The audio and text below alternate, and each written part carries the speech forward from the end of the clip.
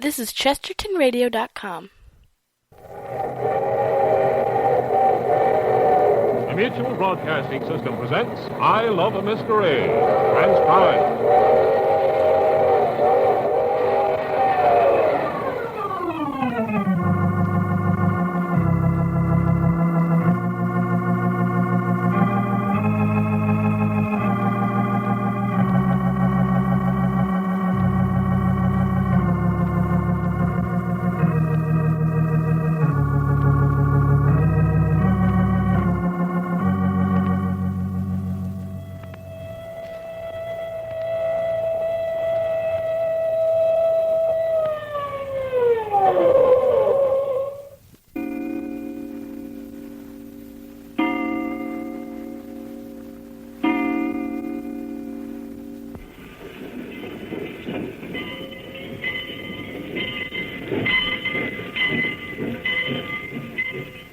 Did you see what you got us into? Now, Jack, you couldn't hardly say it is all my fault. I could hardly say it was all your fault. Sure, I reckon you could say it all right. Move over, Reggie, so's I can squat. Quiet. Go ahead and squat. You knew as well as I did that the police were looking for us. Yeah, I know. And you knew that if they found us, they intended holding us as material witnesses in the Martin murder cases. Yeah. And you knew that it might be months before we'd be free. But, Jack, after what happened to Cherry and Fay, you wrote a full report on the whole business. We all signed our names to it. Yes, but I didn't say who the murderer was. But you said the killer was dead. The police weren't satisfied with that, as you quite well know. Yeah, they wanted you to say right out that it was Job that killed the chauffeur, and it is Cherry who killed Job. Well, why didn't you say? Because we went to the Martin house to protect Grandmother Martin's interests. Her chief interest was to keep the Martin name unsullied. Besides, Fay and Hope were going to get well. Why brand them for life as sisters of a killer? And so the police were after us to make us tell what we hadn't told. Well, we were doing all right. We could have stayed right here as long as we'd wanted to. Never been found. But what do you have to do, Doc? Well, doggone it, Jack. You have to get yourself mixed up in a drifting poker game. But I was bored. So you were bored. That's right, I was bored. So what do? Well, I hunts me up a bunch of hombres and gets myself into a poker game. You take the $25,000 reward money and lose the works. Well, what you mean I lose the work? Well, you did, didn't you? Well, I got it back, didn't I? Did I say you didn't? Well, you act like I didn't. That 25,000 potatoes is in a money belt slung around your middle, and here you are making more fuss. Yes, but, Doc, that isn't the idea. Then what is the idea, I want to know? You lost the money in a poker game, and then what do? You throw a gun on the game and take it back again. Well, of course I took it back again when I found out the game was crooked. How do you know it was crooked? Oh, that's just plain silly. I still want to know how you knew it was crooked. Because when Doc Long loses 25 grand in a poker game, it's got to be crooked. That's no reason. Well, it's reason enough for me. So now we're not only wanted by the police as witnesses in the Martin case, but you're wanted for robbery with a gun. By the way, where'd you get the gun? Well, one I picked up around the Martin house. Well, where is it now? I made a present of it to the Chinese who runs the laundry around the corner from where we is living. Oh, but, Doc, if the police ever find it on him, he'll be in an awful hole. Well, that's what he gets for shrinking my underdrawers. Very funny. You've not only got the police buzzing around our ears, but you've got the gang that was backing that poker game out looking for us with Tommy guns. And we're running away. You bet we're running away. Well, I don't like it. You brought it on yourself. Well, it ain't that I mind hopping freights out of town. That's kind of different, and I like things that's different. But what makes me mad is us up and running away from a bunch of tin-horn bandits. Quiet, Jack. That Ballywell makes my gorge rise, too. Where's your sense? We can keep out of the way of the police so we can fight the gangsters. But you know as well as I do that we can't do both. This town's too hot, and the quicker we get out of it, the better for everybody. Well, it ain't my way. It's mine. Well, I mean, Jack, if we could get just one fast round in with the gang before we go, just to make them understand we're not leaving because we're afraid of them. Now you're talking, Reggie. No. And I could slip uptown, and I know where we could find some of them. No. Yeah, I reckon when Jack says no, that's all there is to it, Reg. Apparently. What time is this freight that we're catching pull out? I don't know. And we're just sitting here in this boxcar until it does? Yes. Sure a nice night for dirty work. Man, is it foggy. Bloody well have to keep our eyes peeled. Freight could slip by us in this soup and we'd never even know it. You know what makes me so blame mad about this? What's that? Well, here we come down to Hollywood for no other reason than to spend $25,000. Did we spend it? Not 1 cent. Not one doggone cent. First we get mixed up in the Martin murders, and now we got to sneak out of town. I swear to my grandma, it's harder to spend 25 grand. Shut up. Huh? What's the matter? Somebody outside the car. Yeah. Get down behind those bales of hay. Right on. Oh, probably just one of the yard bulls. I don't care who it is. We don't want to be seen. Yeah. Are you sure, Jack? I don't hear anything. Yeah, there's somebody out there, so keep still. Hey, I see a flashlight. Well, hold it. Keep down. Nothing in this car but 3-4 bales of straw. Jack, shut up, you fool. But, Jack, I know that feller's voice. He's one of the gang. What? I'm a spanked hipponoceros if he He ain't. flashed his light in here. He was looking for something, all right. Of course he was, looking for us. That's great. Huh? What you mean, that's great? I mean, if the gang is that anxious to find us, they're going to be watching every freight that leaves these yards. But look here, then maybe we'll have a go at them after all, huh, Doc? Now you're talking. How about us piling out of here right now? Listen, you two, you're playing with dynamite. Now let it alone. But, Jack, this isn't like you. Yeah, what's the matter with you, feller? You act to me like you got your running shoes on. I'm telling you, if you don't get out of this town quick, we're going to end up in jail or in the slab at the morgue. You call that any way to talk? And another thing, I don't want anybody to see us climb up on that freight. You mean they'll follow us out of town? What about it, Doc? Yeah, you got something there. For 25,000 armed men, them mugs would follow us to Kingdom Come. Exactly. Of course, I hope they do. I'm still mad about them euchering me into a sucker poker game. Well, forget your man. I don't want to be trailed all over the... Hold it. What's the matter now? They're back. Hot dog. Listen. All right, climb in, boys. It's him again. Shut up. Tony, your lookout. Keep a lookout for the yard bulls. Give me a foot up and then close the door. Close the door? Shut up. All right, Tony. Shut the door. All right, you rats. Come on out. No use stalling. We know you're in here. There's 5 of us and only 3 of you, and we've come to do a job, so come on out and get it. You mean there's only 5 of you? Well, hello, Doc Long. Hello, Lefty. Honest, is that all you brung along? 5? That's plenty. Come on out. Well, say we do come out. What then? Use your imagination. I ain't got much. Well, I can promise you it'll make nice, juicy reading on the front page of your hometown newspaper. And man, do I love getting my name on the front page of the newspaper. Quit stalling. What's the matter with the rest of your outfit? Are they deep and dumb? They ain't here to talk. Uh-huh. They're here for something more, I bet. Kind of bets you make don't mean much. Says which? You made the biggest mistake of your life when you held up that poker game. We've come to get that 25 grand and teach you better manners. Well, how about beginning? How about starting out by turning on your flashlight? No flashlights. This night's work's going to be done in the dark. It's too bad you can't do a little gun shooting, ain't it? Yeah? Yeah, on account of you going to need 'em. But you dasn't on account of that every bull in this yard would be down on you. Knives are better for this kind of a job anyway. Yeah, knives, huh? All right, you stalled long enough. Now come on out. Oh, we ain't quite ready yet. You're as ready as you'll ever be. Not quite. You see, my 2 partners is kind of maneuvering into position. What's that? Yeah. You see, all the time that we've been a-gassing, Jack and Reggie have been crawling around back of you, so as we can attack front and back and kind of boil you up. You're crazy. Beat Johnny. You ready, Jack? Let's go. Ooh, yeah, go!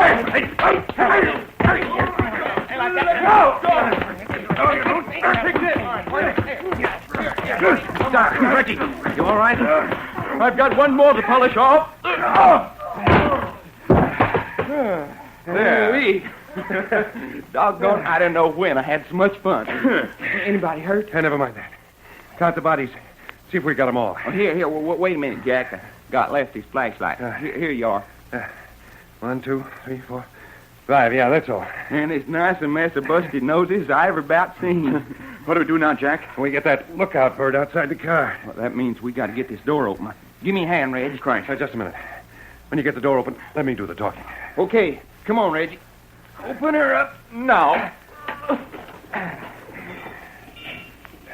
That you, Lefty? Yeah, I'm coming down. Sure didn't take you long to do the job, eh? No, it didn't, did it? Here's a little present for you. Get him, Jack. Yes, come on down. Help me throw him into the car. Yeah. Come on, Reggie. Right-o. Let me give you a hand, Jack. Grab hold. Up with him. Yeah. All right, now push the door shut. Let me get my shoes. Wait, listen. Never mind the door. Here comes the freight.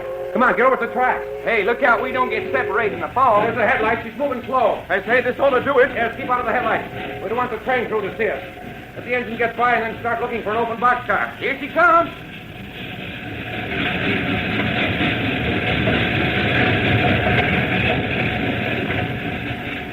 Jack. Here's an open boxcar. Run for it. Get in. Hey, hurry. She's picking up speed. Make it, Reggie. Righto. Give me a hand, Jack. Up with you. Yeah, thanks. Okay, Doc. Give me a lift. Up with you. Wee. And here we are. So here you are. Hey. I say. Hey, who said that? I say it. Why not? Jack, there's a girl in this boxcar. Why not? Doggone female riding a freight train. Yes, I am female. A dangerous female. So watch out.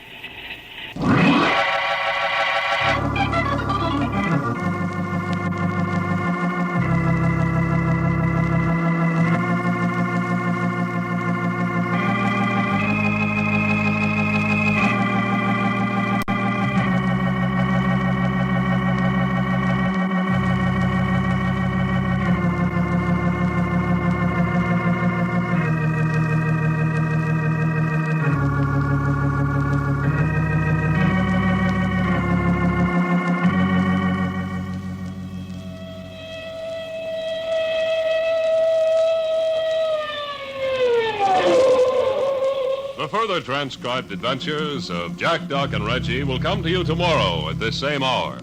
I Love a Mystery, written and directed by Carlton E. Morse, comes to you Monday through Friday, featuring Russell Thorson as Jack, Jim Bowles as Doc Long, and Tony Randall as Reggie York. Frank McCarthy speaking.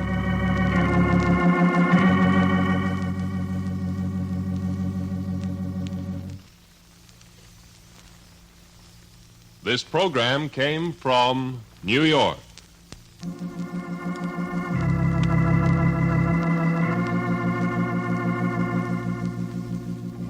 This is the Mutual Broadcasting System.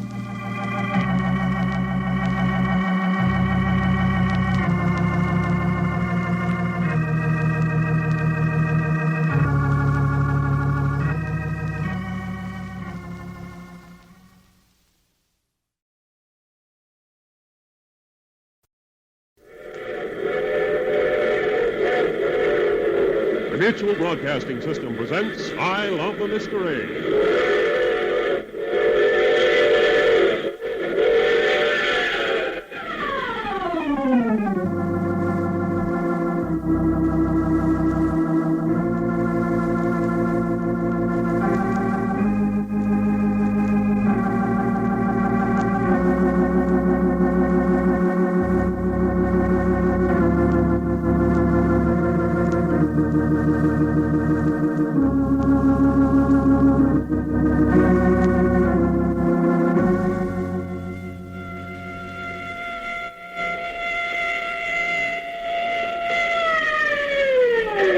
A new Carlton Morse adventure thriller,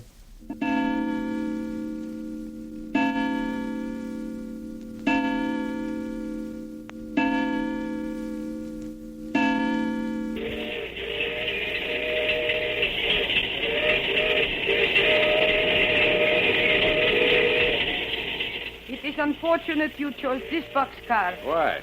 because this car is occupied by the maestro and myself. That's all right. You won't bother us. But you bother us. Did you say the maestro? I did. You mean there's somebody else in this here freight car besides you? The maestro, yes. A man? A very great man. Well, what's a very great man doing riding in a boxcar? Yeah, and what about you? You a female hobo? That is insult. Well, why is it? Most folks that grabs rides on freight trains is bindle stiff. I am not bindle stiff, I will have you know. Not, huh? No.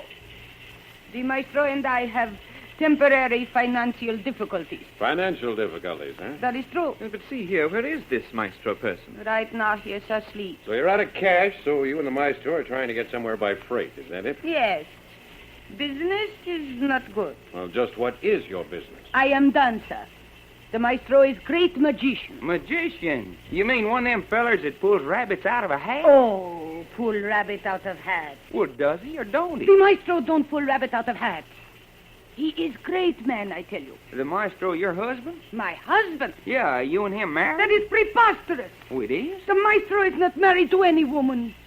What kind of a man do you think the maestro is? That's what we're trying to find out. That is what many people try to find out. What kind of man is maestro? but nobody ever has. You been with him long? 2, 3 years, I don't know. You been tagging that maestro around for 2, 3 years and you ain't married to him? I most certainly am not. That is insult to the maestro. Oh, you think you ain't good enough for him? No woman is good enough for the maestro. I am best woman there is, and even I am not good enough for I him. say, he must be quite a chappie. Well, how about us striking a couple of matches and having a look at you? No, you do not light matches, Well, why not? because it will disturb the maestro. What's your name? Nasha, Nasha, huh? you mind? Oh, who, me? No, it's okay by me. Nasha. What is that, Russian? No, I am not Russian. Your dialect sounds Russian. I am not Russian. Nasha, Aye, that is the maestro. Nasha, Yes, maestro. who are you talking to? I do not know. You don't know? No, I do not know. Well, find out. Yes, I will. Who are you? Well, my name's Jack Packard. One is named Jack Packard. I'm Doc Long. One is named Doc Long. And I'm Reggie York. And one is Reggie York. That is all. What are they doing in this boxcar? I do not know. Well, ask them. What are you doing in this boxcar? Just going for a ride.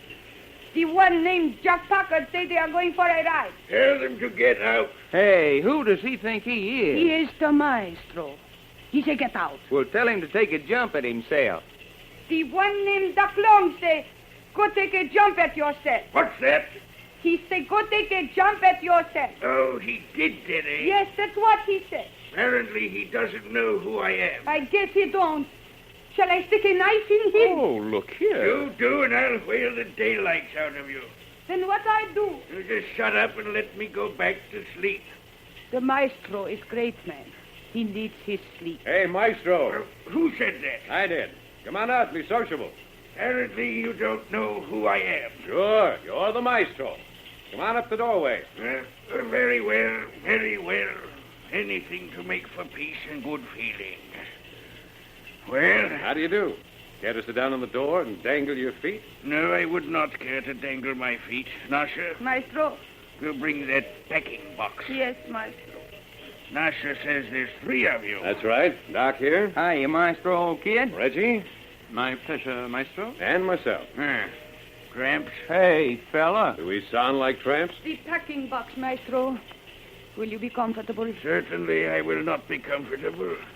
When was a man ever comfortable seated on a packing case? Your star has not risen yet, maestro. But it will. It will.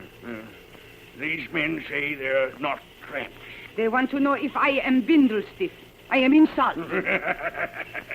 Nasha Bindlestiff, eh? Well, shucks, it is only naturally important folks don't ever ride around in a boxcar. I beg your pardon. Well, do they? I am an important person. I am riding in a boxcar. Important, huh? Nasha here said you were a 2-bit magician. I did no such thing say that. I said he is great man. And, gentlemen, she is right. I am a great man. Don't mind admitting it yourself. I do not. I wish there was some light. I'd like to get a look at you two. Why? You sound like a pair of phonies to me. He say phonies. Shall I stick a knife in him? I'll whale the tar out of you if you do. He say phonies. You are Mr. Packard. That's right. You think, Mr. Packard, you could tell whether we are phonies if you could see us? Yes? Perhaps you'd like us to describe ourselves. Sure. We aren't doing anything in particular. Nasha, describe yourself. Yes. I am very beautiful. I am very exotic. My hair and eyes are black as night, and my mouth is red. I am straight and lithe. And my body is so flexible I can stand straight and touch my forehead on my knees, or I can bend backwards and touch my head to the floor. I am built like a young boy, but my legs are nicer. I am so proud of my legs, and I dance as no other girl can dance. Ooh, wee and hot dog. You don't believe me. Well, sure, I believe you. Only pretty soon I'm going to wake up and take another drag on the opium pipe. It does sound a bit incongruous, doesn't it? Nasha hasn't begun to tell you her accomplishments. She says she's not Russian. She is not. She is from one of the states close to the Russian frontier. Does she sound phony? Well, you'll have to admit she's hard to believe. What about yourself? My hair is silver gray. I'm extremely fat and ugly man. I'm neatly dressed, but shabby. I'm a sensualist, but I have strong, fine hands. I'm a magician, yes, But I'm more than a magician. I'm a student of philosophy, of mysticism, of higher ethics. Are you a moral man? I'm neither moral nor immoral. I am unmoral. I say, Maestro, what do you mean you're a student of mysticism? You wouldn't believe me if I told you. Well, do you mind explaining? Yes. Your lack of understanding would only convince you I am a charlatan. Why are you on this freight train? Why are you? Circumstances? Exactly, my friend, exactly. Circumstances. Hey, looky, how do you and Nasha here happen to be traveling around together? You're very curious about other people's affairs, aren't you? Okay, I can take a hint. On the other hand, I don't mind in the least telling you. We all need money from time to time to keep body and soul together. When finances are bad, I suffer the indignity of going on the stage to perform simple acts of magic before the public.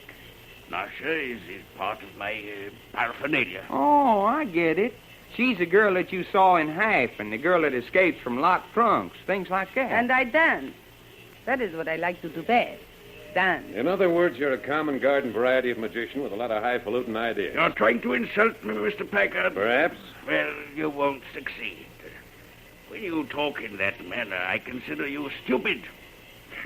An intelligent man never pays attention to stupidity. Thanks. Well, if you're so doggone smart, go ahead and show us something.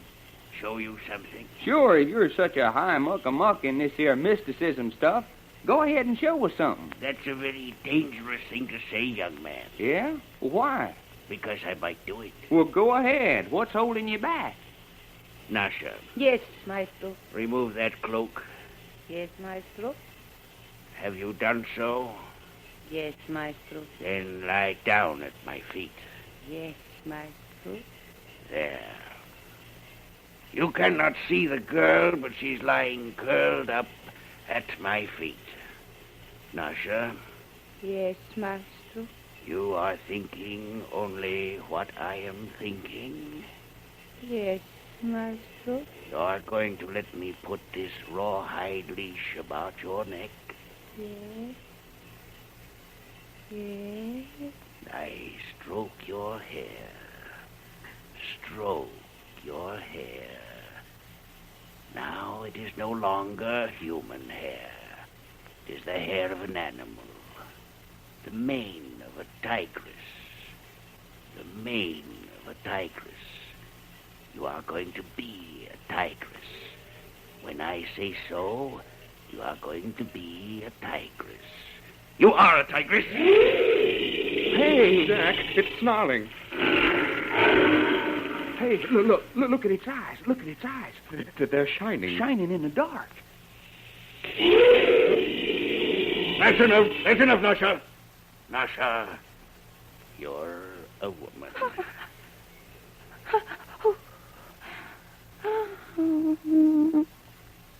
I am so sleepy. Sleep, Nasha. Sleep. Sleep. Doggone. I don't like it. I don't like it a bit. Nasha's asleep, gentlemen. She won't awaken. You don't need to lower your voices. Boy, I darn near jumped clean out of this boxcar. Well, Mr. Packard. What do you think you were doing?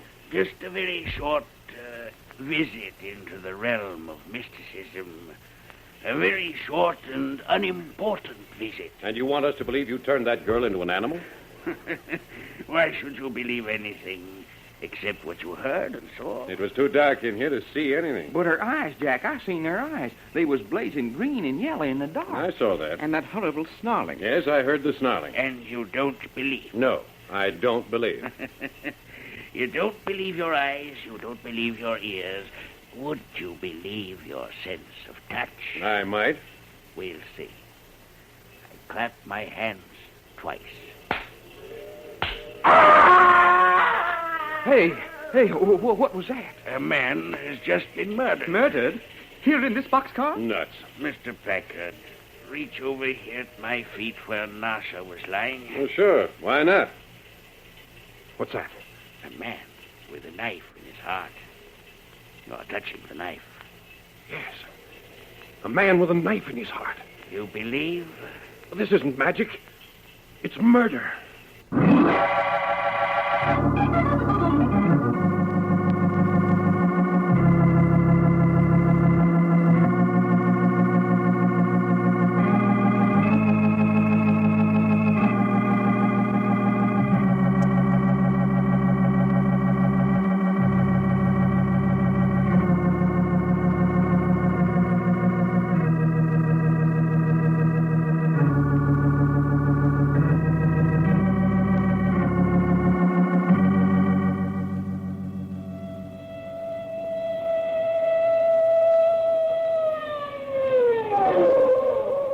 The further transcribed adventures of Jack, Doc, and Reggie will come to you tomorrow at this same hour.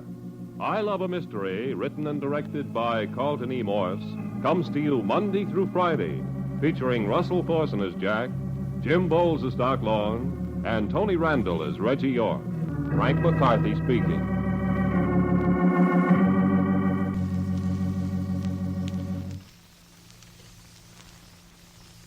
This program came from New York.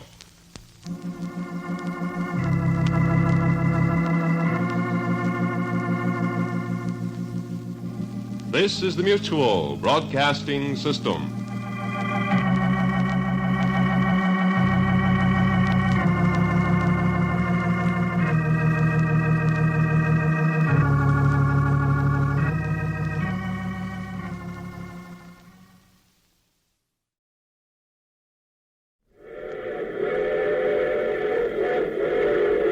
The Mutual Broadcasting System presents I Love the Mystery.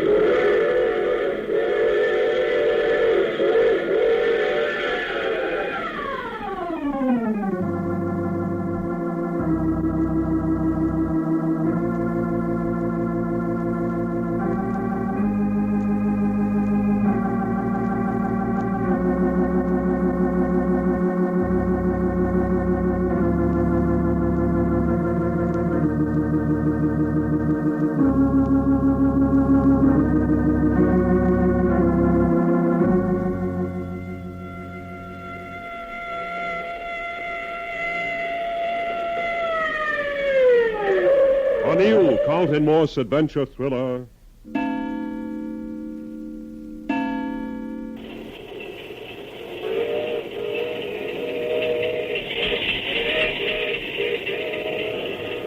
There's a murdered man in this boxcar. Now do you believe? Now do you believe in the power of the maestro? I believe you've committed murder. Doc, Yeah, Jack? have you got that flashlight? Yeah, I got it here somewhere. Yeah, here it is. Wait before you turn on the light. Wait for nothing. Just until I clap my hand twice. Go ahead. Clap your hands twice. Thank you. There. Now turn on the light. You bet I'll... Jack, where is it? Where's that body? I clapped my hands twice. It is gone. You're crazy. There was a dead man lying right on that spot less than a minute ago. What became of him? My son, the powers of the mystic are beyond your comprehension. Rubbish. Jack, turn the flash on this here maestro. Let's have a look at him. Yes, let's have a look at you. If you wish.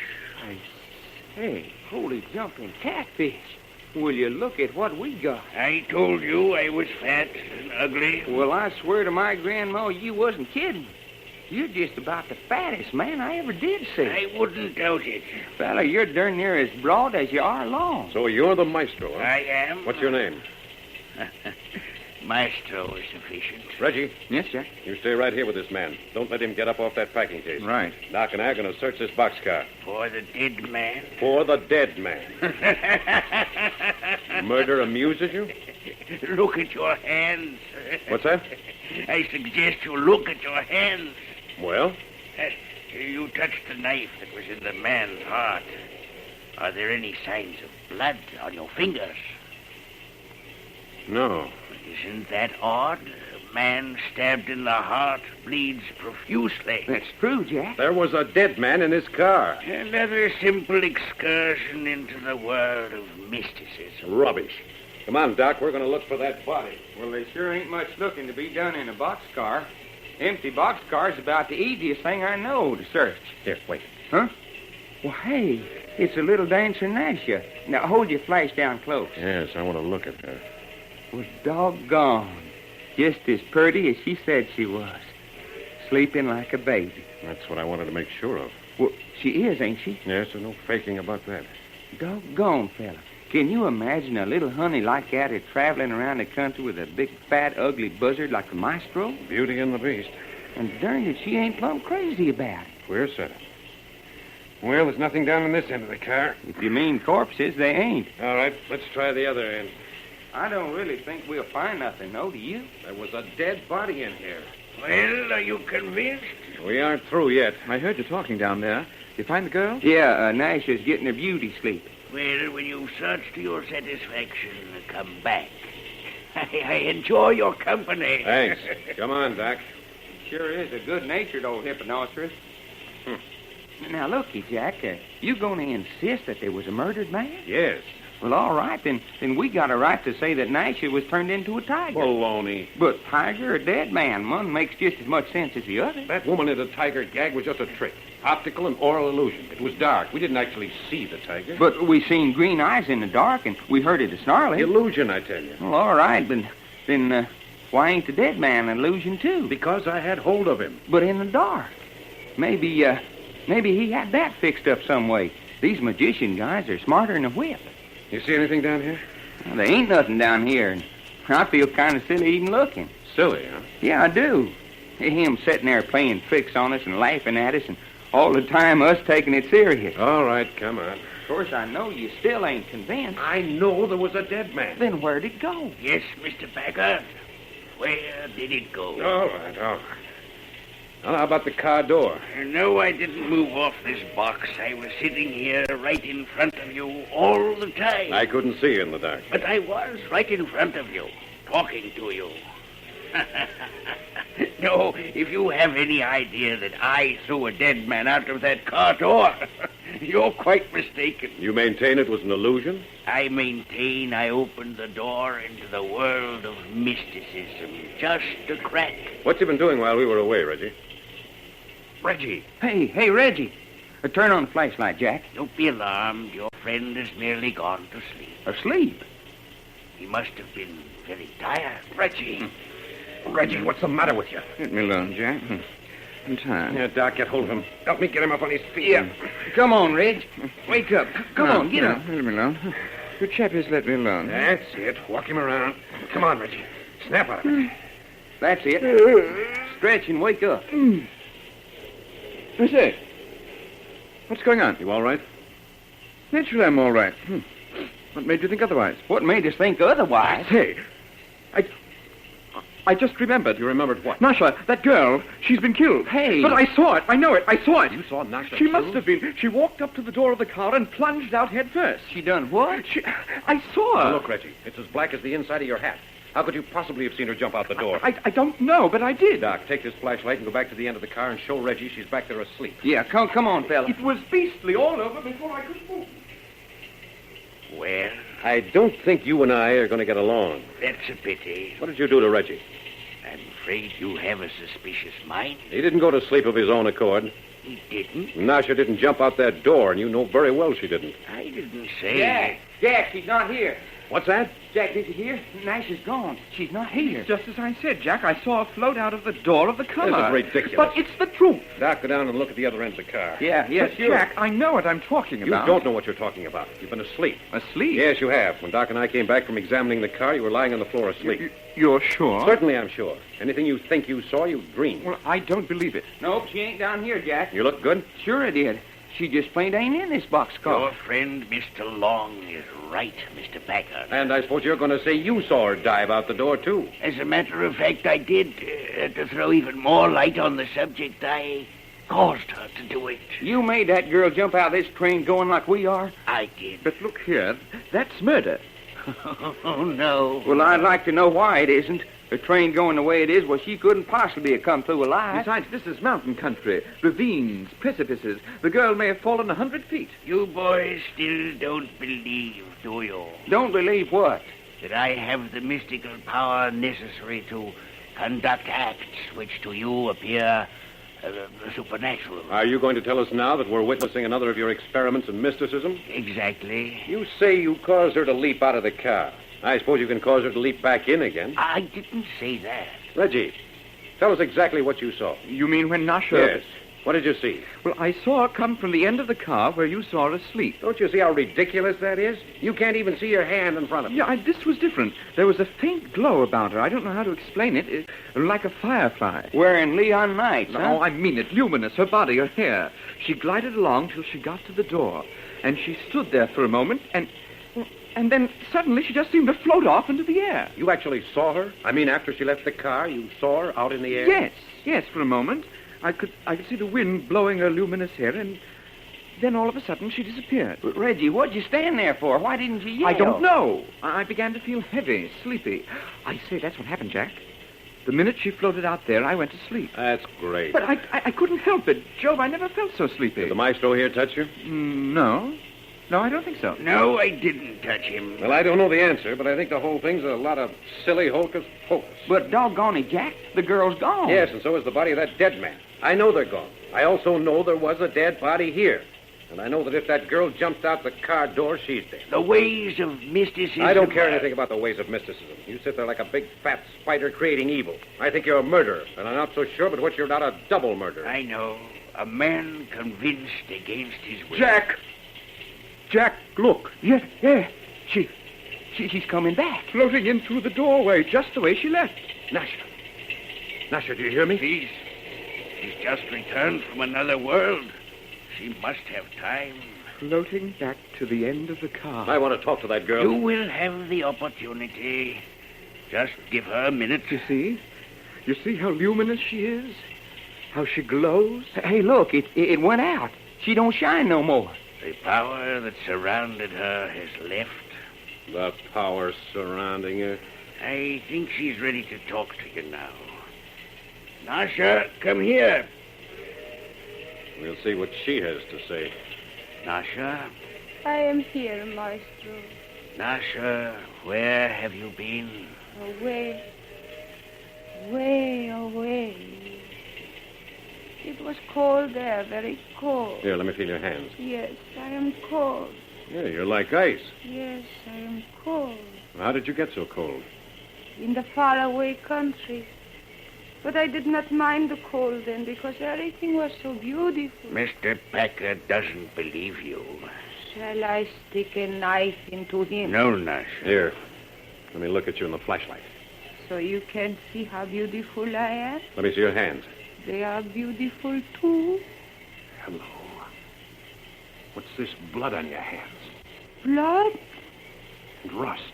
Iron rust. No. No, not blood. Not blood. Blood and rust. No. Catch her, Doc. Yeah, got her.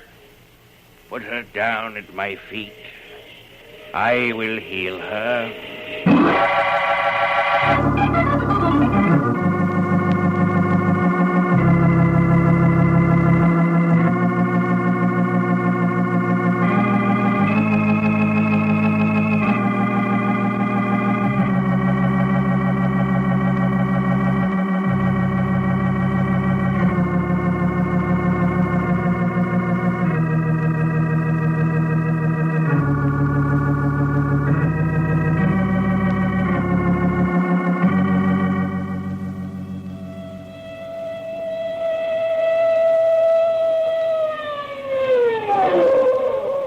The further transcribed adventures of Jack, Doc, and Reggie will come to you tomorrow at this same hour.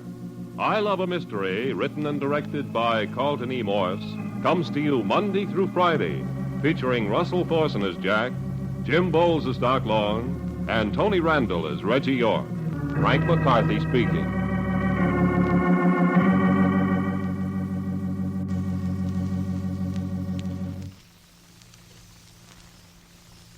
This program came from New York.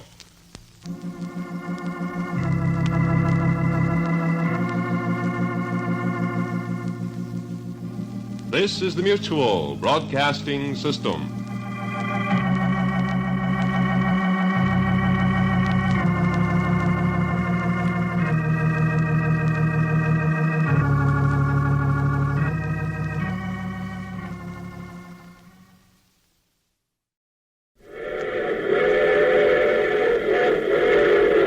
The Mutual Broadcasting System presents I Love the Mystery.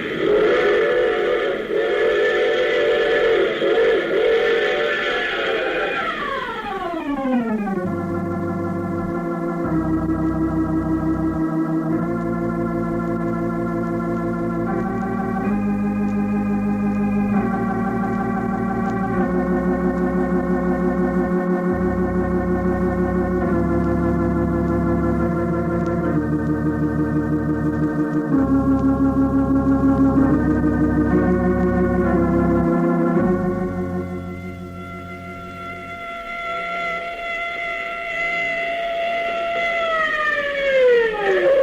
new Carlton Morse adventure thriller,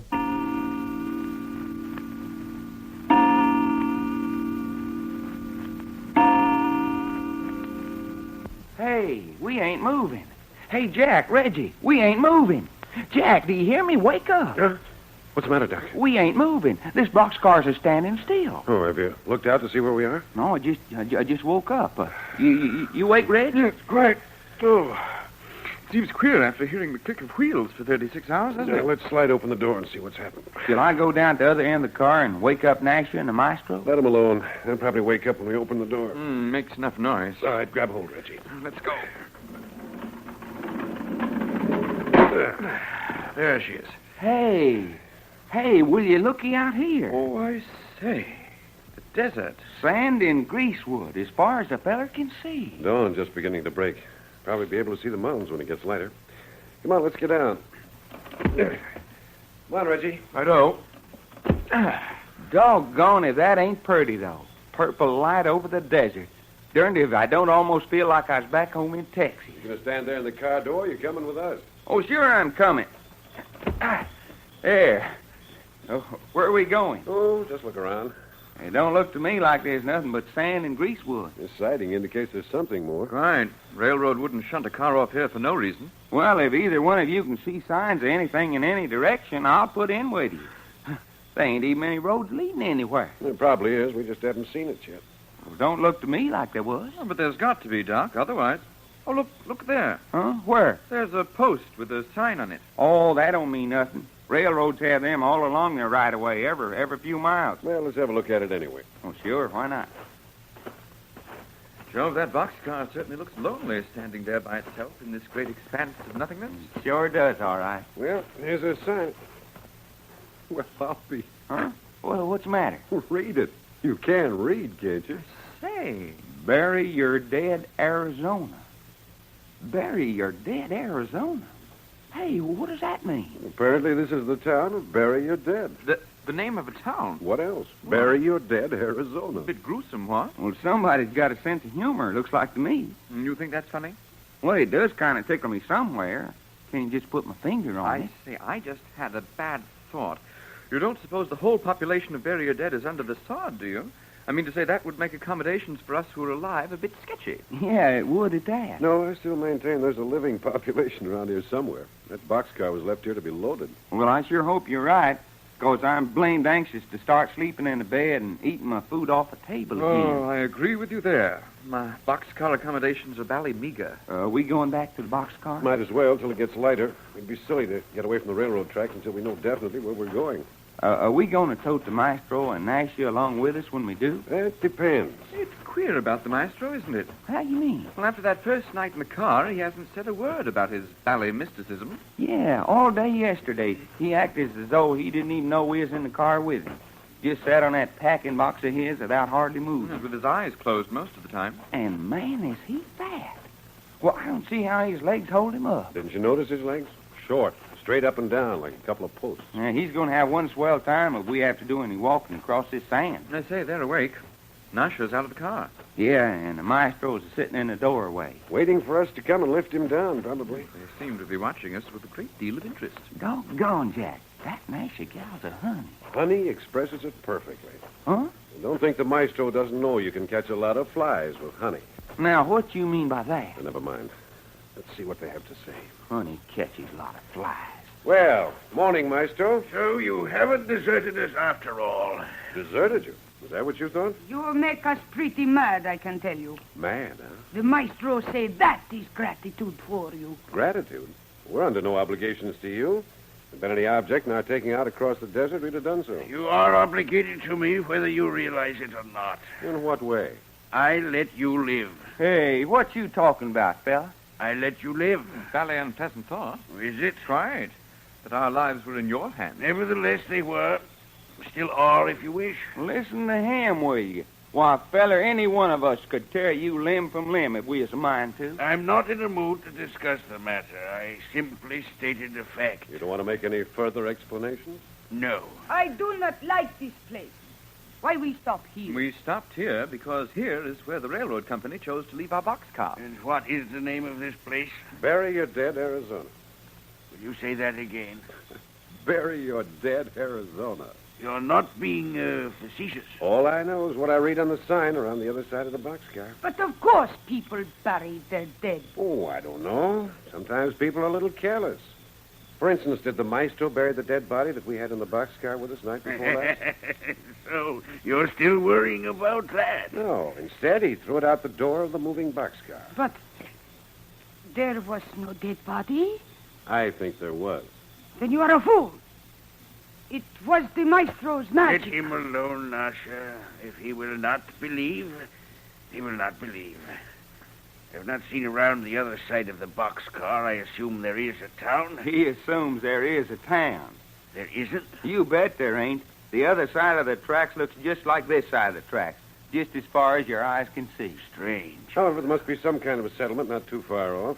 This reminds me so much of a portion of southeastern Russia where I was once stranded. Reminds me of Texas.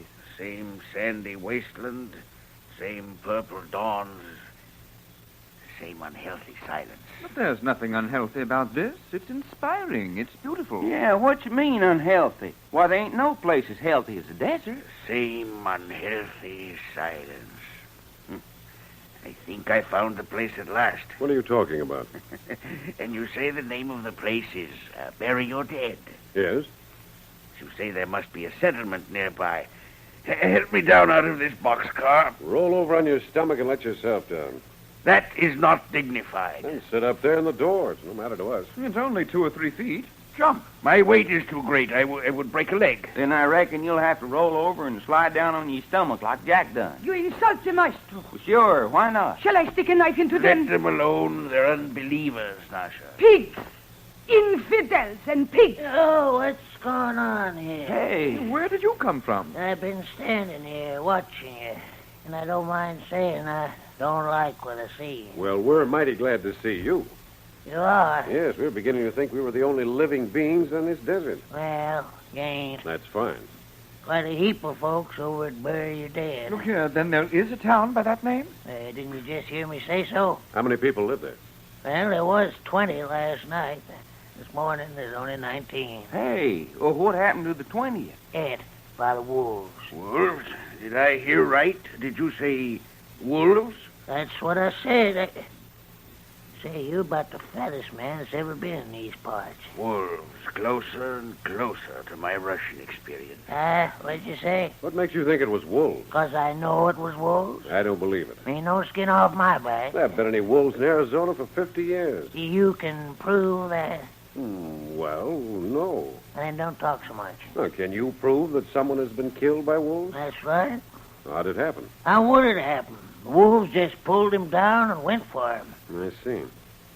How far is Bury Your Dead from here? About a half a mile that way. It's queer. We can't see any building. It's down in the gulch. That's where the water is. Any place we can put up? Dry Gulch Mary's. Hotel? Room and victuals. A woman runs a boarding house in this forsaken hole? Dry Gulch Mary is tougher than most men. Like to come along with me? I'll take you there. Yes, I think we would. By the way, my name's Jack Packard. Howdy. Mine's Jumping Dick. Glad to meet you, Jumping Dick. Yeah, known by everybody in Arizona and New Mexico, Jumping Dick. Oh, what's jumping for? I got that handle on account I used to jump every time I heard a rattlesnake. I can't abide the critters. Well, Dick, this is Doc Long. This is Reggie York. Howdy. Glad to meet you. And sitting up there in the car is the maestro. The which? The maestro. Oh, that's so. And this girl is Nasha. Well, the boys down at Bury Your Dead get a squint at her. They better not, I tell you those. Hey, what kind of lingo's that? Nasha's from the Far East. Far East is Nebraska? No, I mean over close to Russia. Oh. Well, I don't reckon any of the boys ever seen a Russian before. She ought to go over big with them. Only pretty girl in Bury Your Dead's my daughter. And ain't no better than to bother her. They bother me, I will stick a knife in them. Oh, knife fighter, huh? Yes. This way. Poof. They are dead. Well, I'll pass the word around, but the boy sure do like a pretty woman. You coming with me? Yes. Now, how about you, Maestro? I demand you help me down. Get down the best way you can. Very well, I shall. Just a little more, Maestro. There. Your feet touch the ground. You have made me look ridiculous. So what? So I will cast a spell over this countryside. I will turn loose evil on bury your dead, so that many who are alive today will not be alive tomorrow. What the tarnation's he talking about? And he will, too. The Maestro is great magician. You wait. I have warned you. The wolves who have killed once will kill again and again.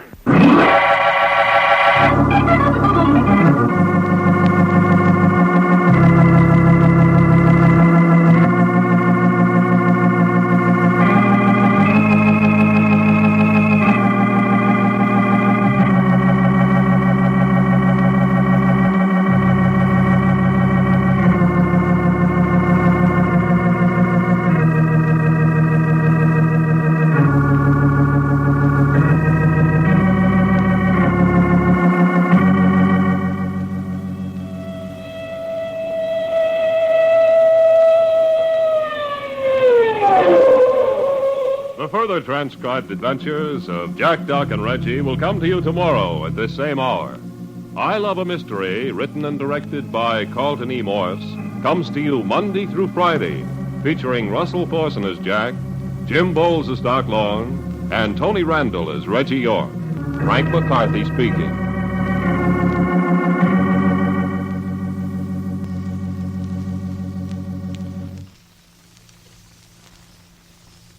This program came from New York.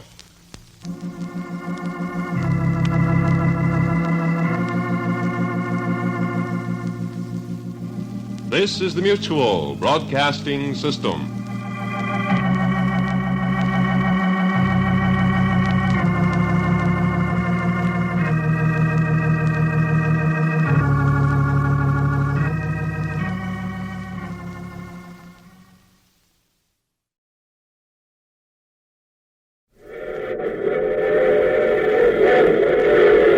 The Mutual Broadcasting System presents I Love the Mystery.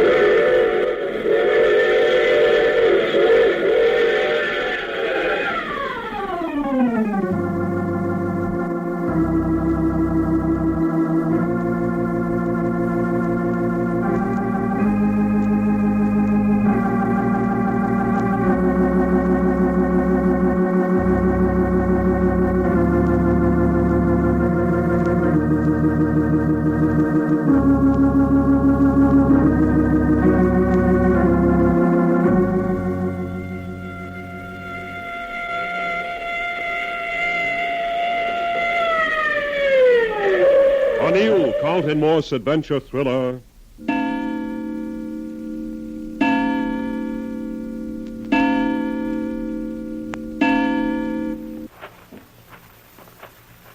Yeah, it ain't much, but that's where we live. Well, what's your daughter's name, Jumping Dick? Laurie. Laurie, huh? You mean Lorry? L-O-R-R-Y. Well, that's plain ignorance. It is, huh? Laurie. L-A-U-R-A. That's Laurie, huh? Well, it ain't Kate. He's got something there, Doc. Now, just a minute. I think we're getting too far ahead of the Maestro and Nasher. Well, what you keep worrying about them for, Jack? They ain't no skin off our nose. Besides, we've practically arrived. Just the same, it won't hurt to show a little friendliness. I got a feeling our Maestro could be a pretty venomous enemy. You mean he could bewitch us or something with his mysticism stuff? Don't talk sense, Doc. Well, yeah, that does sound kind of silly to me, even at 6 o'clock in the morning. But if his weapon ain't magic, well, what the heck hurt can he do us? He sure can't chase us with a knife. Well, look at him. 300 pounds of pure unrendered whale blubber. Yeah, fattest man I ever see, or expect to see. Can't hardly drag 1 foot ahead of the other through this sand. Can we be of any help, Maestro? How much more of this torture is there? Just a few yards more. Can we help? A curse on this desert sand. Well, we're in the city limits of Bury Your Dead now, so the going should be easier. A curse on Bury Your Dead. Hey, don't say that.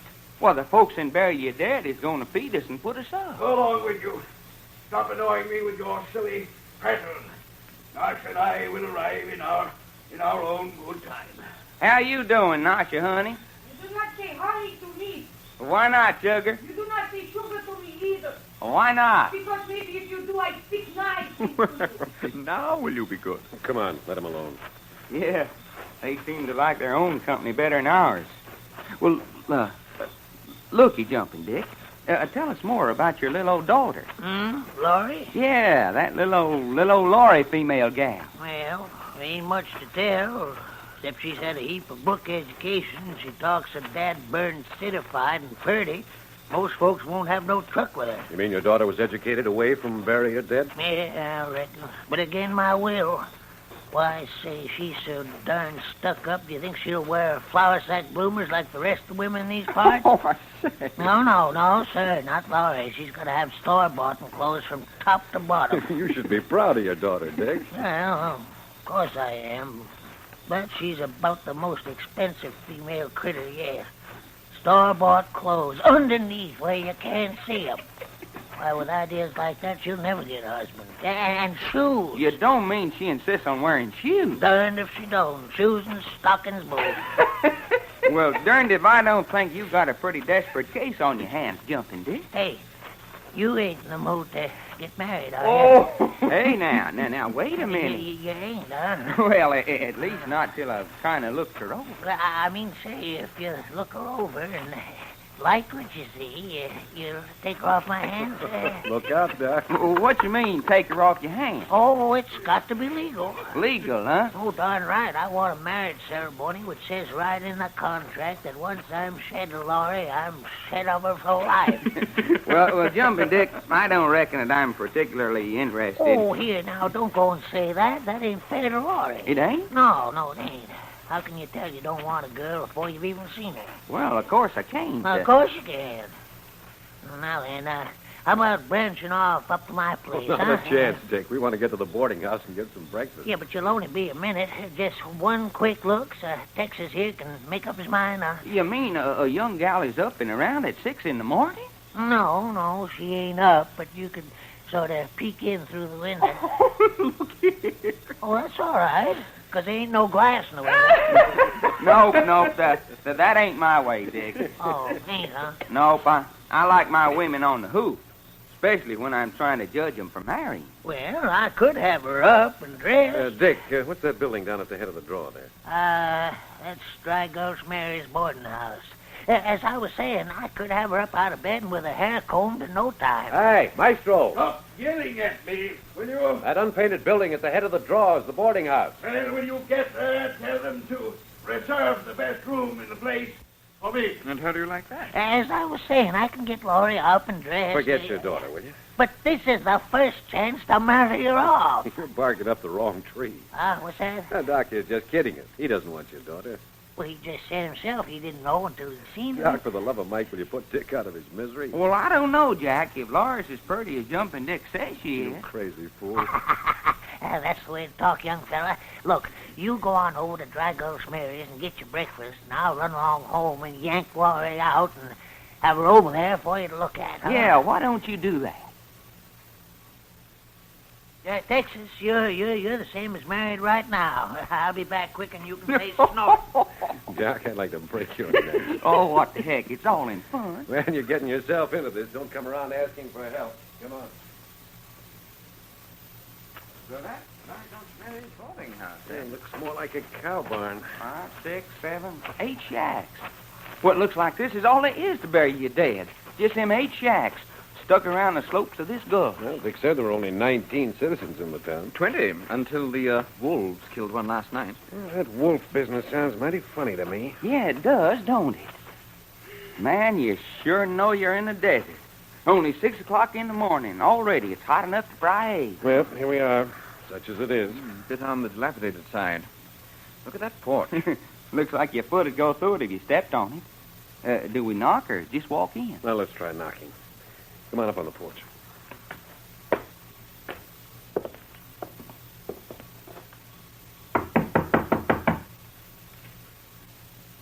Looks deserted to me. No curtains. Yeah, look inside. No carpet. Furniture, though. No answer? Try again. I hear somebody inside. Oh, good morning. Well, You're Dry Gulch Mary? that's right. You have room and board to offer? I rent rooms to serve grub. That's fine. How about showing us 3 rooms with baths, if you haven't? I don't. Well, then 3 connecting rooms. All my rooms connect. I say, but they're locked between, of course. No. What do you want to lock your room for? Oh, wait a minute. We can settle the details later. Can you show us 3 rooms, then get us some breakfast? Let me see the color of your money. That's fair. How much? $1 a week apiece for the room. $1 a week? Well, if you don't like it, find someplace else to sleep. No, that's quite all right. That's $3. And how about meals? 50 cents a day for each of you. Take it or leave it. Doggone, did you hear that, Reggie? 50 cents a day for a week is 3.5 times 3 is 9, 10.5. You'll feed the 3 of us for a week for 10.5? Don't try to jaw me down. No. And here's the 10.5, and here's the extra $3 for our rooms. Just lousy with money, ain't you? No, not exactly. Hey, you ain't the fellow that killed Alky Joe last night, are you? I say. Done what? Killed Alky Joe. Oh, he must be the feller that Dick is telling us about. We understood he was killed by wolves. Ha! Human wolves. Say, who's that coming? Oh, yes. 2 more customers for you. They gonna stay here? Yes, if you have accommodations. Is he that fat, or does he just look that way? No, ma'am, he ain't kidding. He's just as fat as he looks. I wonder how he does it. I wish I could get my hogs that fat. Madam, your attention, please. What you puffing about? The sand is difficult for the maestro. Now, we'll dispense with unnecessary conversation. Madam, I want the best room in your establishment. Well, you can't have it. Madam, I demand the best room in Now, your look house. here, Ugly. Don't you get tough with me. Huh? I've got the best room in this house, and I aim to keep it. Shall I stick a knife in her, maestro? Stand back. Hey, Don't make a move, none of you. Joe. Jack, did you see that? She throwed a gun on us quicker than a man could have. Mary, put up that gun. Tell me how to run my boarding house, bunch of flea but tender feet. You don't need that gun. No one's going to bother you. Now, you bet you ain't. Madam, I misjudged you. My deepest apologies. Show us the best room you have available. It will be plenty good. Well, now, that's more like. Say, what about this girl and the knife? No, sir. Yes, maestro. Apologize to this good woman. Madame, I have been impetuous. Please, you will forgive me. Is she your wife? No, I will also want a room for Nasha. Oh, that's a Lulu of a name, Nasha.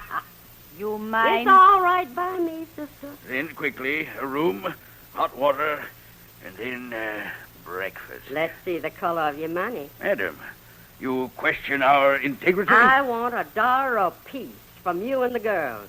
Now, that's for the rooms. Meals is 50 cents apiece a day. That's quite reasonable. In fact, very reasonable. Then dish out. At the end of the week. Money talk. My dear madam, filthy lucre is the Might curse. so allow me. What's this? Let me take care of your week's room and board. Here, Mary, I think this is right. Yes, don't care how you throw money around. Are you sure you didn't murder Alky Joe? Quite sure. Well, you folks just wait here now. I got to go see where I'm going to put you all.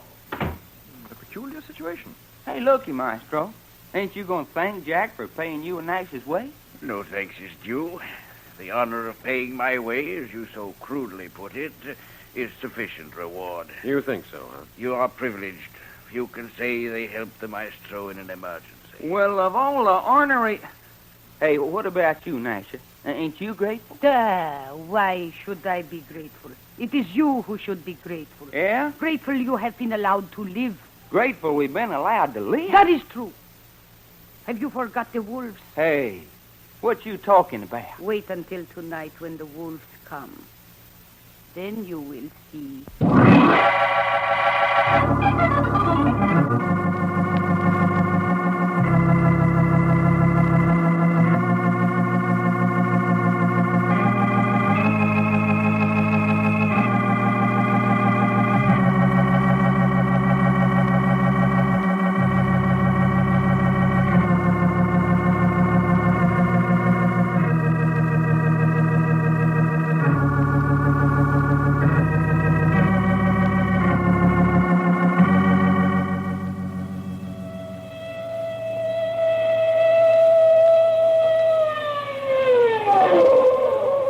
The further transcribed adventures of Jack, Doc, and Reggie will come to you tomorrow at this same hour.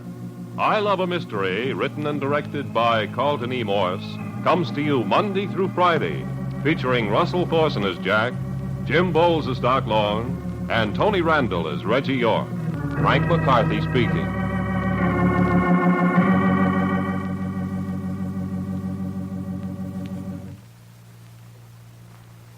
This program came from New York.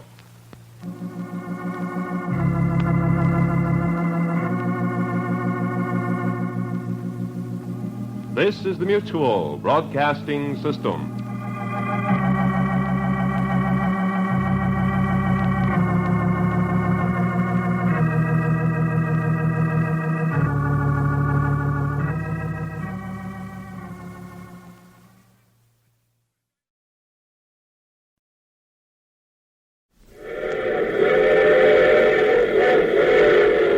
Mutual Broadcasting System presents I Love a Mystery.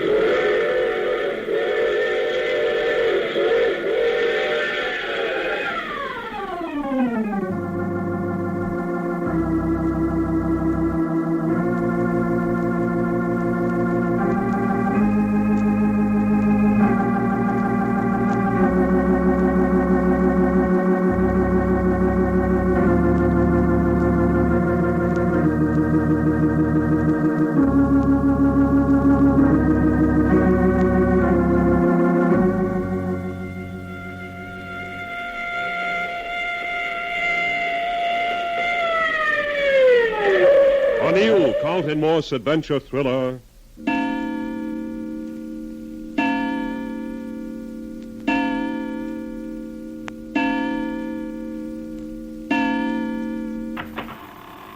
That's you, Doc? Yeah. Man, there ain't a door in this boarding house that don't creak and groan. Make a darn good burglar alarm, Mo. So what are you doing? Come on into my room. I'm coming. Doggone it, this ain't like living in a barn. Yeah, it's a bit of a clatter, all right, when you walk about. Where have you been? Across the hall talking to Nash and the maestro. Fit to be tied, the maestro. He says we had better accommodations in the boxcar. Did you ever eat such vile food? Probably the reason we get it for 50 cents a day. Hey, who's that? It's Dry Gulch Mary. Who'd you think it was? Well, good evening, Mary. Is that so? Who said the food I serve up is vile?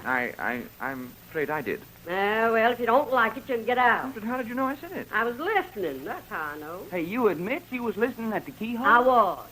And the next crack about the food I served, you can all get out, the whole kit and caboodle. We're extremely sorry. It better be. Oh, just a minute, Mary.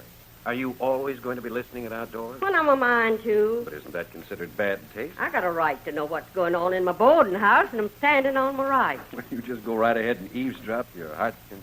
And mind what you say about my cooking. We'll be careful. See that you do. Well, I know what I'm going to do. What's that? Well, I'm going to bed in the dark tonight. With a peeping Tom for a landlady, I ain't going to take no chances.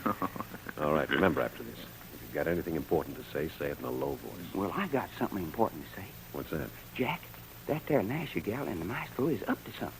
What makes you think so? I know it. You remember what Nasher said this morning about the wolves descending on Bury Your Dead tonight? Rubbish. Well, maybe so, but I'm telling you, something mighty funny is happening across the hall in their room. Well, what? Well, for one thing, you know them tights like acrobats wear? Like long underwear on his skin tight? Yeah? Well, Nasher's got a pair of them on. Black ones. And, feller, is she a looker in them? Nasha is wearing a pair of black tights. I swear to my grandma, she is. Well, what for? What's the object? Well, I asked her, and I asked the maestro. Yeah? And every last word that they'd say was, "Tonight the wolf howls." Tonight, the wolf howls. That's all. And when I come out of their room, you know what was happening? Nasha was a-laying curled up at the maestro's feet like a dog, and he is a-petting and a-smoothing her hair. But, Doc, that's just what happened in the boxcar. You're telling me what made my hair stand up on end, just standing there watching them. Why, they didn't pay no more attention to me than if I wasn't there. Why'd you leave? You think I wanted to stand there and see Nasha turned into a wolf right in front of my eyes? Doc. Well, dadgummit, that's what happened in the boxcar. You don't know that it did. You didn't see it happen. Yes, but, Jack, we saw her eyes, green and yellow. Only an animal's eyes shine like that in the dark. And nothing but an animal could have made them snarling noises. So you think the maestro's in there turning Nasha into an animal? Well, doggone it, Jack. I know it don't make sense, just as well as you do. But something's a-happening in there. Something that made me want to get out of there just as fast as I could. Hey. Oh, you're back again, Mary. Yes, I'm back. Well, what is it this time? Talk louder. I can't hear a word you say. That's just the point. We don't want you to hear. So that's it. You're plotting. Plotting? That's what I said. The more I see of you three, the more sure I am that you're the ones that killed Alky Joe last night. Mary, for the 10th time, we did not kill Alky Joe. Maybe. But doggone it, Mary, why pick on us? Everybody else in town swears up and down that Alky Joe was killed by wolves. Wolves, Well, I saw his body this afternoon. It certainly didn't look like the work of a man to me. That'd be a good way to commit a murder, wouldn't it? Make it look like an animal done it. Well, you're certainly the only one in town who believes that. That's because I'm smart. Look, Mary, will you go away and leave us alone? What's that? You ordering me out of my own boarding house? We paid for these rooms. For the time being, they're ours. Well, if you don't like I it, know. you know what. If we don't like the way you run this boarding house, get out. And take it or leave it. Well, what else can we do for you? Talk louder. Man, what a woman. Say, isn't there some way we could put a lock on our doors? Well, where would you get a lock? No stores. Besides, as long as she makes a point of letting us know she's listening, what harm can it do? Well, what about Nasha and the maestro? Don't you think you ought to go over there and have a look, Jack? No, let them alone. As long as they stay in their rooms, they can't do any harm. That's quite. And if they open their door or walk in the hall, we can hear them. But if they go out, will we follow them? Is that it? Well, we'll see. By the way, Doc, what happened about that old desert rat jumping Dick? What do you mean, what happened? Well, this morning he was going up to his house and get his daughter for you to look over. Oh, yeah. Well, did you see her? Are you going to marry her? No, she wouldn't leave the house. The way Dick talked, I thought he intended to drag her down here by the hair if necessary. I don't know. He just come back and said if I wanted to look her over before I married her, I'd have to come up to his shack. Well, didn't you go? No, I told him I wouldn't walk across the street to look at a female. Oh. Said if he wanted me to see her, he'd have to lasso her and bring her down here to the boarding house. Hey, you think the old coot's serious, Jack? Well, he seemed awfully anxious for you to see her. Yeah. Well, he come back this afternoon and said he'd catch her when she was asleep and hog-tie her and tote her down here. Well, I've always heard the desert breeds some weird and wonderful specimens. We're getting our share this trip. Jumping Dick, Dry Gulch Schmidt. I say. Company. Hey, don't tell me Mary's getting some manners. Come in. Oh, I say. Oh, hello, Nasha. The maestro wishes to speak with you. Fine. Tell him to come on in. No. You must come to him. Well, to the heck with him. Very well, and we'll go to him. Hey, Jack, you gonna let that big tub of goose grease order us around? You do not say that about the maestro. Oh, I see you still got them black tights on. Why not? Where did you get them? I always have them with me. They are my dancing tights. Why are you wearing them tonight? That is what the maestro wished to talk with you about. Will you come? All right. Come on, Reg, Doc.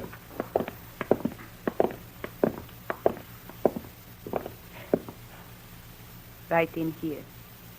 The maestro is waiting. Maestro, they are here. Close the door. Yes, maestro. Oh, drat his forsaken hole. Door squeak, shutters rattle, boards creak. Musty, filthy. Hey, Maestro, you better not let Dry Gulch Mary hear you. I told that woman I'd turn her into a mangy coyote if she didn't keep away from this room. You told her that? I certainly did. She believed you? With good reason. I wouldn't hesitate one moment. Now, look here. You're carrying this mysticism to a point where it's ridiculous. You can't turn anyone into an animal, and you know that just as well as I do. So, you want to defy me? I don't know what your game is, but whatever it is, you're overplaying your hand. You still think I didn't turn Nasha into an animal in the boxcar? I know you did. Some clever trick, yeah. Nasha's a woman. She's never been anything else. With your own ears, you heard a man scream in that boxcar. With your own hands, you felt a knife stuck in his heart there in the dark. It was a dead man, all right. What's more, I think you killed him. But when you turned on your flashlight, he was not there. Another of your tricks. Mysticism. I say trick, and I mean trick. It was a trick, too, when I sent Nasha floating out of the moving boxcar and then made her return? It was? So, I have not yet convinced you I am a great mystic, that I have powers beyond the normal. You have not. Then I will prove it tonight. Just as you like. I will prove it beyond any reasonable doubt. Is that why you've called us in here? No. No, I called you here to warn you that you must not leave this boarding house tonight. You're telling us what to do? I'm warning you. Why? Why am I warning you? No, that isn't what I mean, but why are you warning us? Because you gave Nasha and me financial assistance. Yes, I paid your room and board here. And that is my way of showing my gratitude. By warning us not to leave the house tonight? Yes. I don't follow you. Tonight, the wolf pack returns to this village. That's what Nasha said this morning. How do you know they're coming? Because I shall bring them. Just how do you intend to do this? First, I will put Nasha to sleep. Nasha, Yes, maestro. curl up at my feet. Yes, maestro. Yes. Now, close your eyes. You are thinking only what I am thinking. Yes.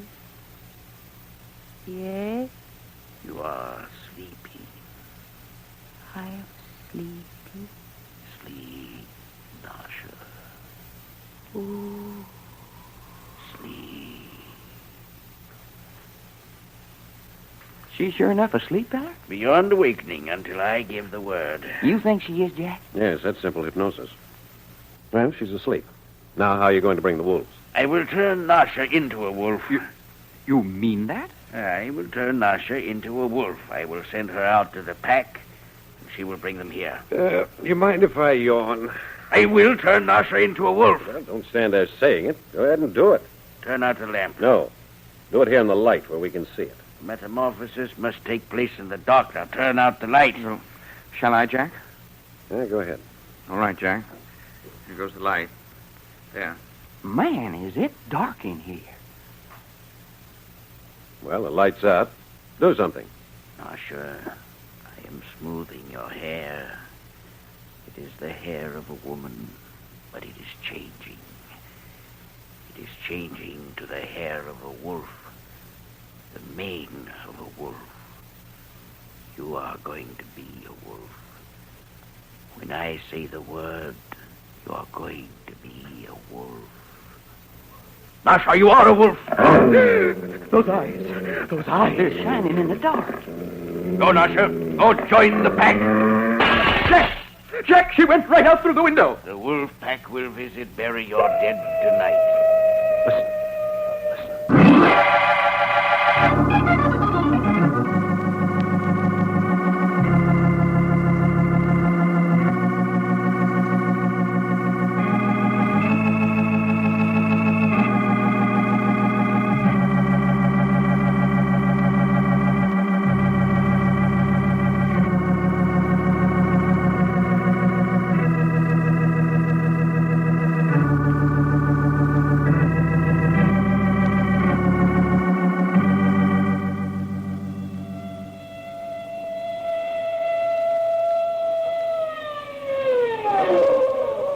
The further transcribed adventures of Jack, Doc, and Reggie will come to you tomorrow at this same hour.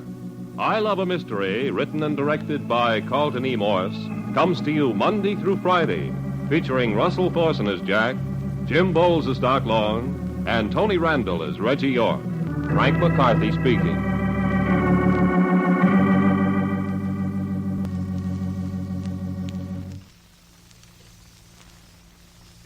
This program came from New York.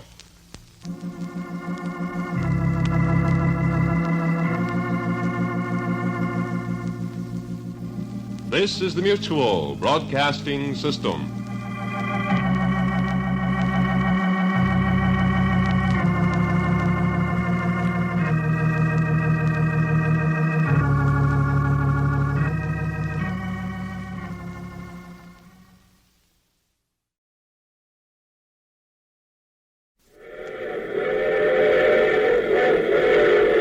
The Mutual Broadcasting System presents I Love the Mystery.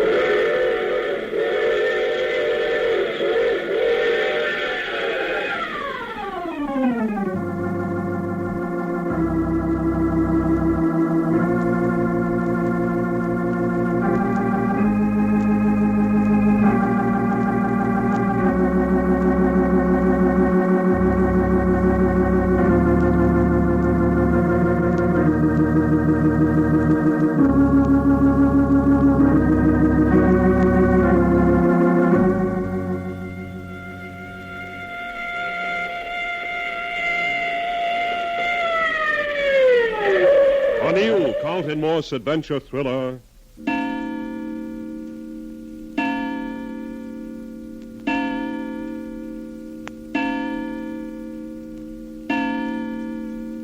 She's gone, gentlemen. You heard her crash through the window. What did you do to that girl?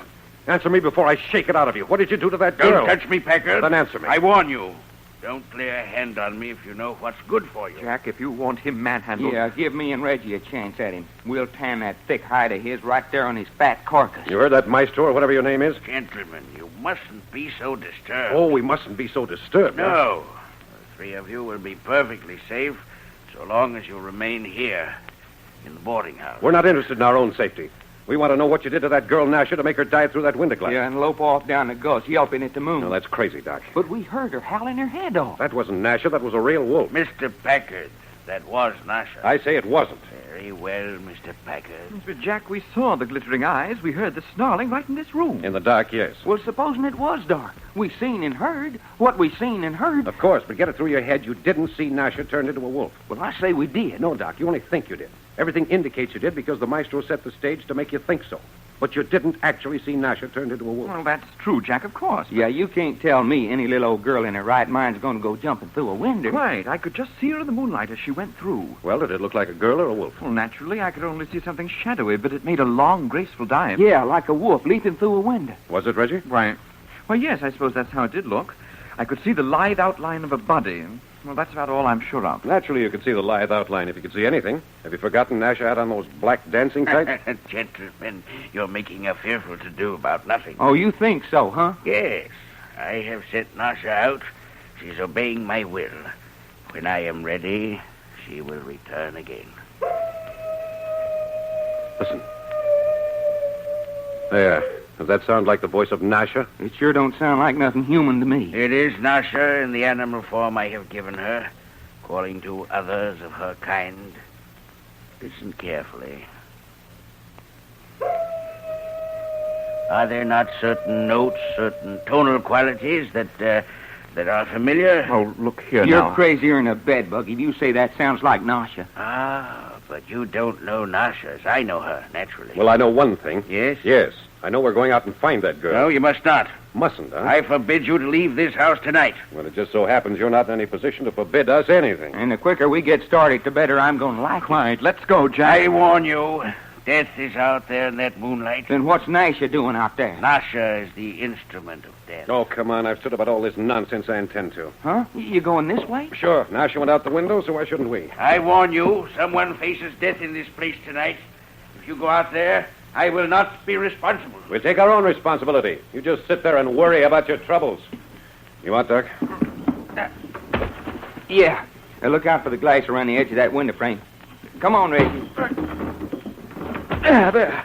Made it. Come on out, Jack. We'll be seeing you, Maestro. Fools! Fools! Give me your hand, Doc. Yep, got you. Yeah, thanks. Which way do we go? Wait. Oh, Maestro. You still have time to return to safety. Forget it. I just wanted to warn you, when we find Nasha, don't expect us to return her to you. You still have time. You listening to me? It's pretty apparent that you're not a fit companion for Nasha. Your influence over her is too great. You can't have her anymore. Now think that over. Death is out there in the moonlight. You have had your warning. All right, follow me. Where are we going? Up here in the shadow. Doggone. Something's loose out here tonight, all right. Yes, and I don't mind saying I'd rather meet a real wolf than to meet Nasha running about on all fours. Hey, cut it out, Reggie. Now, shut up. Crouch down here in the shadow. It's quiet. Reggie, I want you to stay here. What's that? You'll be our lookout. We're up on the side of the hill above the boarding house so you can see everything that goes on. Yeah, you can even look down in the maestro's room. You see him? Sitting there in his fat, rocking back and forth.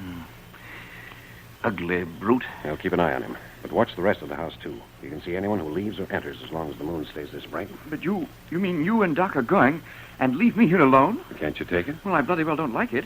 I haven't forgotten yet that the ballet maestro put me to sleep while we were in the boxcar. Now, what defense have I got against a chappie who can put me to sleep whenever he likes? But he doesn't know you're out here. How can he put you to sleep if he doesn't know you're around? Well, how about letting Doc stay here? Hey, now, looky, fella, I don't like the maestro no matter than you do. Oh, nuts. Hey, Reg, Well, Jack's disgusted with us. quite. I know it. The way you two act, you'd think that fat man sitting in that rocking chair down in that dump of a boarding house was in charge of the universe. Well, he's doing a pretty good job of proving that he's straw boss anyway. He hasn't proved anything. Yes, but Jackie says there's danger. Now, why take this sort of a chance? I mean, spreading out. Why not all stick together? Because I don't believe there's any such danger as he says. Well, me and Reggie do. What you want to keep watch for anyway? Well, sometime tonight, Nash is going to return. I want to deny witness to what happens. I also wanted to know if anyone else sneaked in or out of that boarding house. Well, naturally, Jack, if it's important... What was you planning for you and me to be a-doing? Yeah, there's 8 houses, 3-4 shacks, and a couple of lean-tos, which make up the village of Bury Your Dead. Yeah, in a kind of a gulch. We're up here at the head of the draw. The houses and shacks are scattered down below on both sides of the gulch. Yes. Well, the maestro said there was going to be someone killed by the wolves. I want to cover every house on both sides of the gulch. You take one side, Doc, I take the other. But what for? Find out if everyone's inside for the night. Warn them to stay inside and try to find anyone who isn't home yet and get him safely in. Very well, I'll stay here and watch. Good boy. If I thought there was any real danger... Just a minute, feller. Huh? But why are you so anxious about having the citizens of Bury Your Dead inside if there ain't no danger? Yes, Jack, how about that? The maestro says the wolves are coming. Well, if he ain't got the power to bring wolves... Listen. Well, that there's all the answer I need, Jack. What do you mean? Well, that there's either a real wolf out there or else that's Nasha. In either way, the maestro's turned his trick. Now, listen, you two. I know the maestro's up to some dirty work. But you still won't admit he turned Nasha into a wolf. No. And you won't admit he has the power to bring wolves down on this place. No. Well, even with that thing howling out there to prove it? Even with a dozen wolves howling out there. If the wolves come, it'll be their own accord, not because a fat man called them. But, Jack... I'm not going to argue anymore. Doc, you stay here with Reggie. Hey, where are you going? Never mind. You stay here with Reggie and keep an eye on the maestro's window. But he hasn't moved. Sitting down there in that rocking chair, rocking back and forth in the lamplight like a huge, grotesque shadow. Now watch him, both of you. Stay here until I come back. Reggie, Well, something's awful wrong about this. I know it. That wasn't right, letting Jack go off that way by himself. Well, there's no use trying to keep him here. Maybe I should ought to run and catch up with him. Well, do you want to? No, I think he's wrong to go out there. Right. So do I. I ain't never seen him so stubborn about anything. He shouldn't have went. I don't know how I know it, but I do. And I think he knows it, too. You think he's deliberately going out to danger? I swear to my grandma, I do. And I think I know why. You do? Yeah. Something's happening that he can't understand.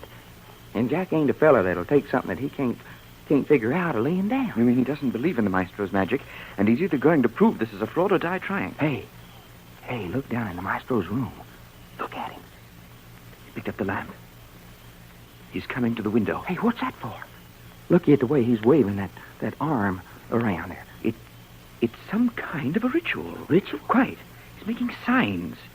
See how he keeps repeating the same gesture over and over? You mean some more of his mysticism stuff? I don't know. Hey, that doggone wolf is answering. Oh, that's silly, Doc. No, it ain't. Look how excited he is. Look at that expression on his face. Oh, Jove. I say, Doc, shut up, Reggie. Listen. Reggie, I'm a ringing wet with sweat. Yeah, but what was it? What was it? A girl laughing. A girl out there somewhere with them wolves laughing. That man down there's a bloody maniac. Look at him. He's gone back to that rocking chair. Yeah, sitting there with his eyes closed, rocking. Doc, hadn't we ought to go find Jack? I wish to goodness I knew what. Doc, hold it. Huh? What's the matter? There's something coming this way. Listen. Maybe it's... Hey, it's a girl. Shut up.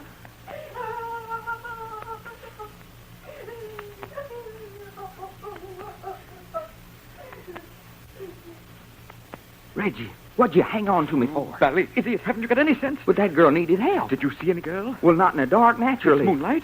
You trying to say that wasn't any girl? I don't know whether there was or not, but this is some more of the maestro's dirty work. Doc, Reggie! Hey, that's Jack. Doc, Reggie, help! Help! Gun shooting. Come on, Reggie.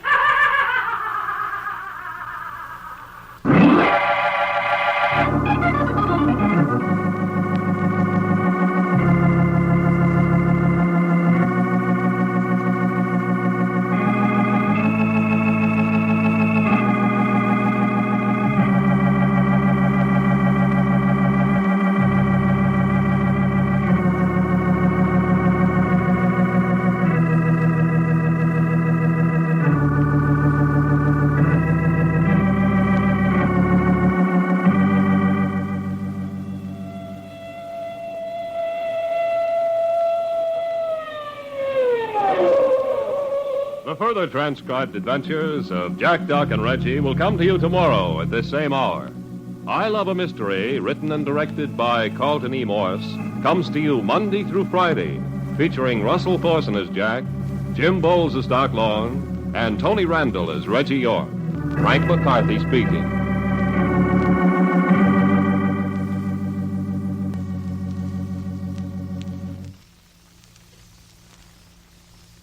This program came from New York.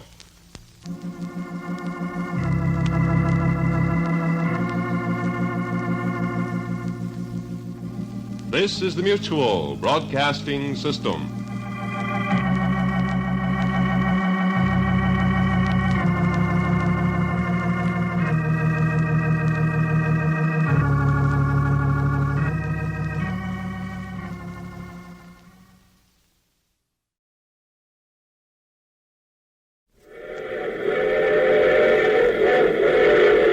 The Mutual Broadcasting System presents I Love the Mystery.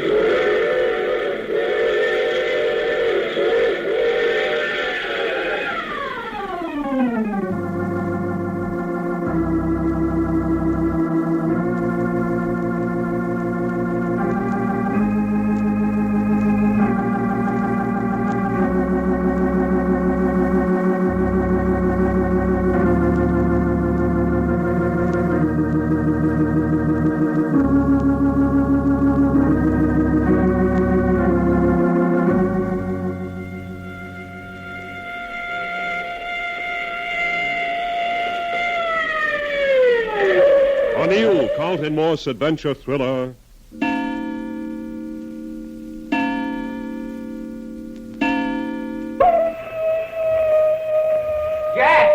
Jack, where you at? Jack, answer, so we can hear. Doc, I say be careful. Yeah? Careful of what? You appear dashing around this broken ground in the dark. But Reggie, Jack was yelling for help. Oh, I know that as well as you do, and it sounded like he was right about here when he yelled to us. And then that rifle a ricocheting and that girl laughing. Well, we'll never be able to find him in the dark like this. We've got to go get some help. But don't you get it, Reggie? He may be shot and needing us right this very minute. I know it. That's why it's foolish for us to be chasing around in the dark. Let's go back and get some lanterns and some of the residents of Bury or Dead to help us. Stand still. Let me try calling again. Jack! Hi, Jack, where are you? Oh, listen. Darn wolf. Look here. Look, Doc. Look, outlined against the sky on that rise over there. Holy jumping mackerel. What is that? A full-grown hipponoceros? The wolf. Oh, listen to him. Never mind the wolf. We are looking for Jack. Well, now, don't you see how impossible it is? Please, Doc, let's go back to the boarding house and get help. Waste all that time? Well, not as much as we're wasting this way. Hey, hold it. What is it? Something's a-coming this way. Crouch down. Either that or running on all four. You don't suppose that sobbing girl's coming back? I don't know. Hold it.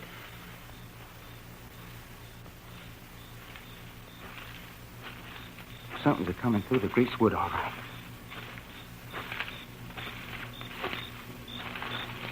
Howdy, boy. Hey, who said that? Kind of startled you? What's going on out here? Who are you? Jumping Dick. Hey, ain't you that toe-headed Britisher that's staying at Dry Gulch Mary's? That's right. We need your help badly, Dick. You do, huh? Who's that with you? It's me, Doc Long. Well, that's you, Tex, as well. Now, ain't that a coincidence? I was just on my way over to the boarding house to tell you about my daughter, Laurie. Look here, Dick, we haven't got time to talk about your daughter. You ain't? For the love of Mike feller, haven't you heard all the commotion that's been going on out here tonight? Commotion, huh? What sort of commotion? What sort of commotion? Girls screaming and laughing, girls are sobbing, wolves are howling, guns going off. Oh, shucks, now, you don't say. Where have I been all this time? You didn't hear none of it? Not one bit of it, I didn't. But look, you can hear that wolf. You can see him outlined against the moon over there on that next ridge. Oh, sure. That's old Brindle. Old Brindle? Yeah, he's the old he-wolf of the pack.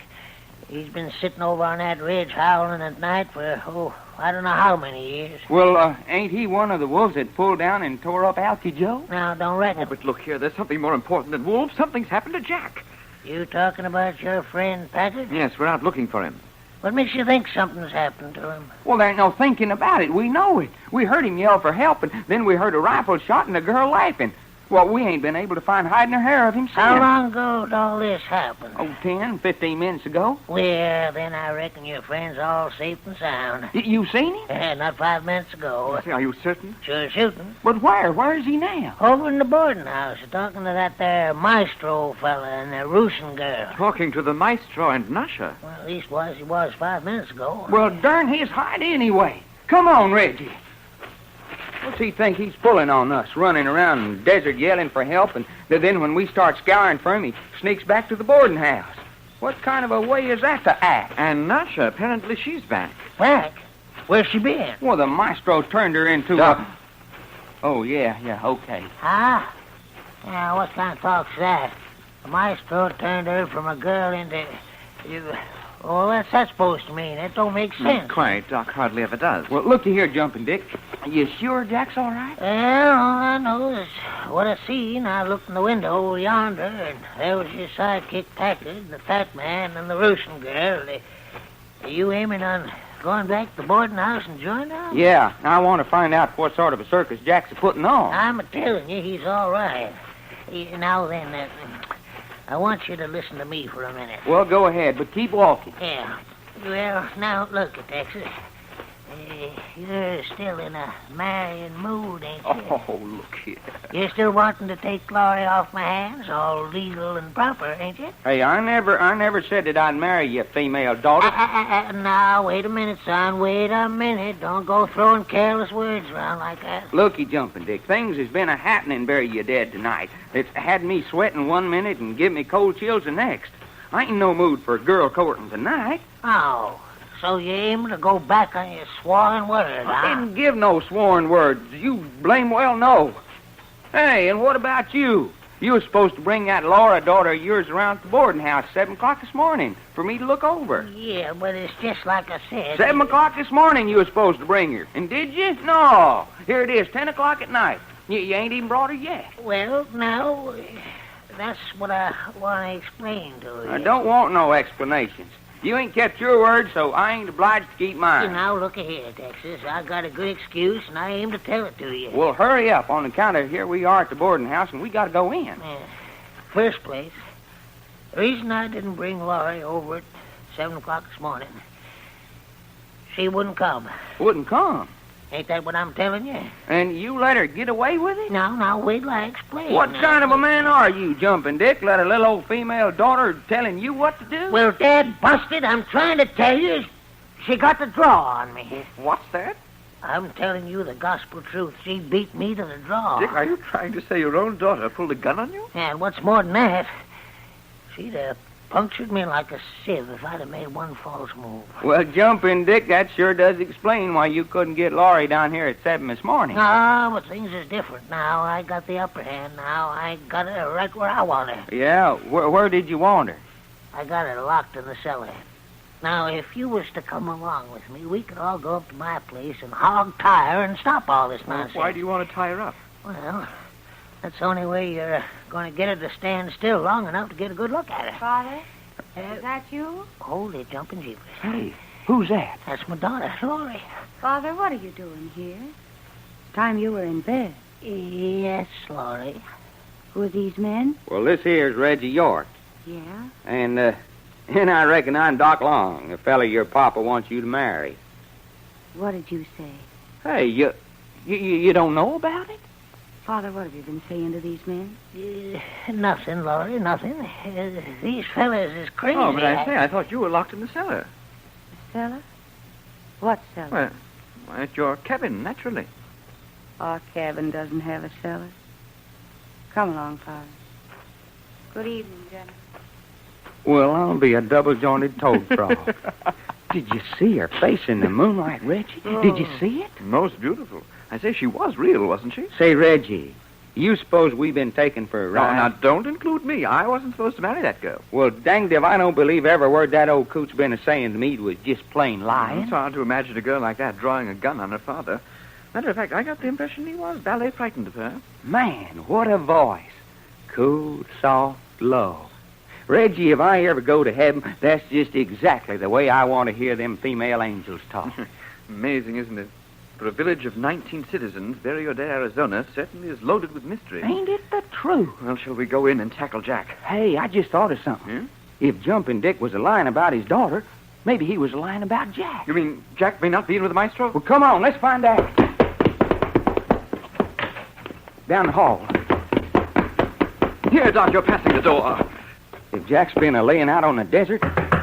No pounding on my door. I say, is Jack in there? Yes, come on in, Reggie. Hey, he's there. Oh, I say, Jack, you're all right. Certainly I'm all right. Shut that door. Yeah. Now then, Jack, what the heck's been going on? That's what I've been trying to find out. But, Jack, out there on the desert, we heard you cry for help, and then we heard a gunshot. They weren't shooting at me. Well, why'd you yell for help and then not wait for her? I didn't have time. Didn't have time. Why did you yell for help? A wolf had me down. A wolf? Well, sure enough, wolf. Biggest wolf I ever saw. That's when I yelled. And somebody fired that gun, and it streaked off across the desert like crazy. Here, look at my coat. I say, ripped right down the back. Luckily, I fell on my face. My throat and face were protected. But what did you mean you didn't have time to wait for us to get to you? Well, I jumped to my feet, and I saw something sneaking through the greasewood, and I took out after it. Well, what was it? It was Nasha. I followed her here to the boarding house. Was she girl or wolf? Girl. Yes, I had transformed her back into her natural shape before I brought her back. Rubbish. I changed her back into her natural form, just as you see her now, lying on her bed, asleep. Why you got her asleep? She is exhausted. She's always exhausted after participation in one of my manifestations. She sure does look all in, all right. But, Jack, all this still doesn't explain that girl laughing hysterically out there. Yeah, and it don't explain that girl that passed us sobbing like her heart would break. No, I heard the girl laughing. Did you see her? No. In the morning, we're going to have a talk with every person and bury your dead. In the morning, the citizens of Bury Your Dead are going to have something much more interesting to talk about. Is that so? Quite so. Such as what? That will have to wait for the dawn. Tonight, my work is finished. I wish we could be sure about that. As a matter of fact, I wish we could be quite sure just how much you had to do with tonight's work. I was responsible for everything that took place out there. You didn't move from this room. Nevertheless, what I say is true. Tonight, I turned Nasha into a wolf. She went forth and led the pack down on Bury Your Dead. You know what I'm going to do tomorrow night? What? Tonight, I turned Nasha into a wolf. Tomorrow night, I'm going to turn a wolf into a man. Say. Hey, cut it out. I will turn a wolf into a man. And I will give you the privilege of talking to him. Are you just plain trying to give us nightmares? Well, gentlemen, there is the wolf who will walk like a man.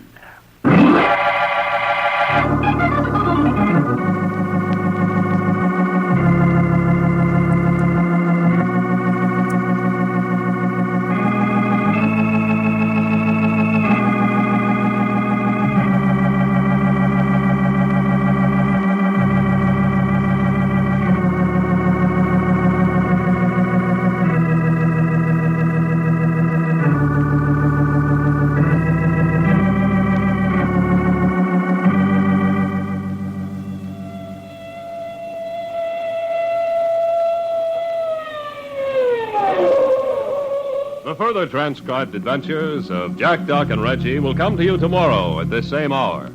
I Love a Mystery, written and directed by Carlton E. Morse, comes to you Monday through Friday, featuring Russell Thorson as Jack, Jim Bowles as Doc Long, and Tony Randall as Reggie York. Frank McCarthy speaking.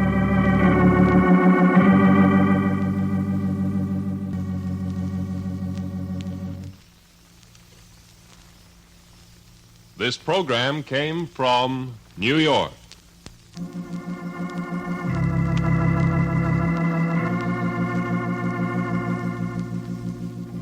This is the Mutual Broadcasting System.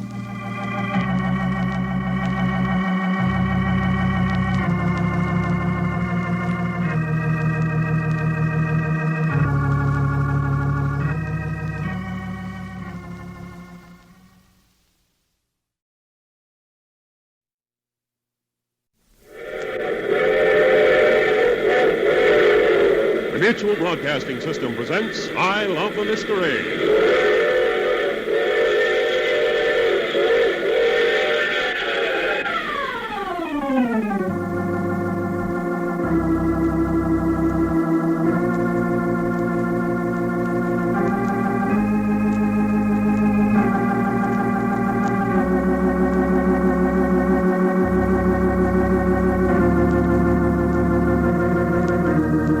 A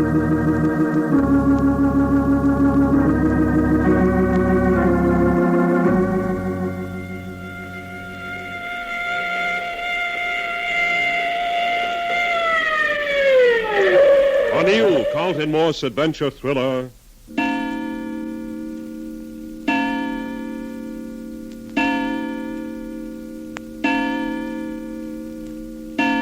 That's it. Put the bed against the door. Here, I'll give you a hand. Right over there. Let's go. Yeah, that ought to do it.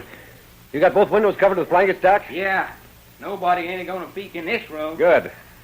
Now, see, Jack, what's it all about? We've got to do some talking, and I don't want to be interrupted. Our landlady's gonna be plenty mad if we don't talk loud enough for her to hear. Now, she's one person I don't want to overhear us.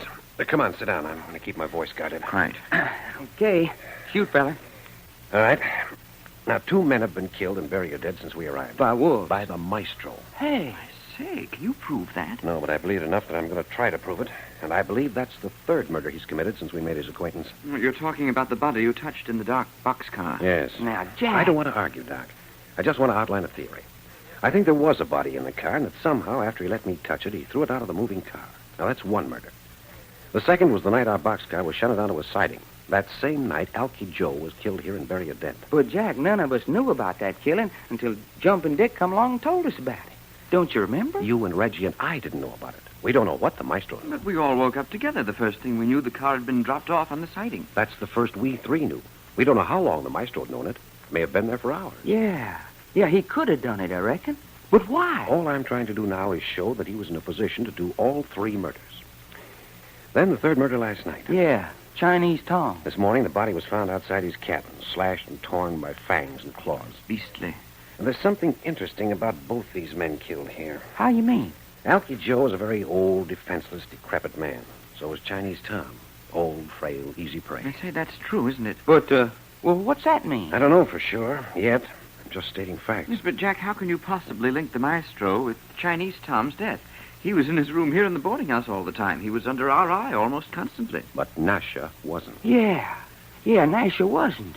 And what's more, the maestro said his very self that he turned Nasha into a wolf and sent her out to bring the pack down for a kill. But that doesn't make him a murderer. Well, I'd like to know why it doesn't. Because there isn't a jury in the world who'd believe it. How about it, Jack? You don't have to go as far as a jury. I don't believe it. Well, what would happen if we'd tell all the maestro said to us to a judge? Well, if the maestro insisted we told the truth, the judge would lock him up in a padded cell and probably find another cell for the 3 of us for believing him. Now, we're getting off the subject. I'm not trying to prove how he killed. I'm just saying I think he did. Now, if he's killed 3 times, there must be a reason behind it. Unless he's just a plain homicidal maniac. Maybe. But I think there's more to it than just that.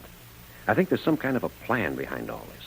I think he's working towards some payoff. Yeah, but look here, Jack. What possible payoff could there be in a place like Bury or Dead more tremendous than murder itself? I don't know. That's what we've got to find out. There's one thing we do know for certain. Yeah? Yes.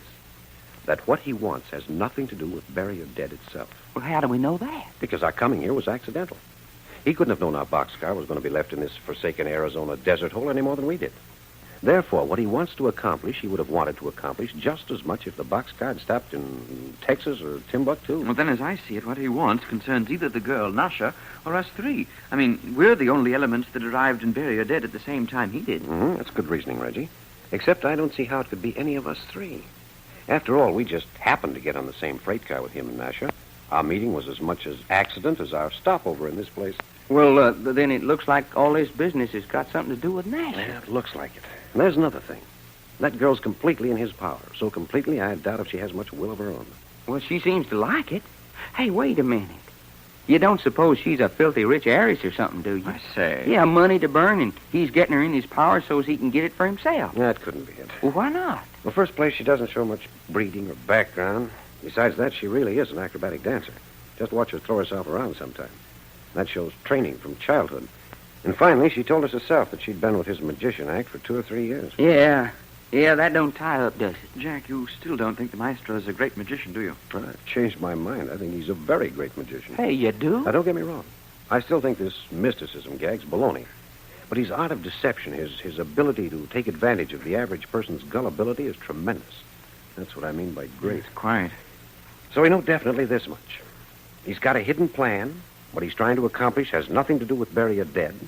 He has Nasha completely in his power. And finally, he's a very clever man. I say, that isn't very much. And it's a beginning. And on top of all that, we suspect him of committing 3 murders. Hey, Jack, if you forgot something, What's that? tonight's the night he said he was going to turn one of them wolves out yonder into a man. No, I haven't forgotten. It's early yet. Wolves haven't started to howl. Well, what we going to do about that?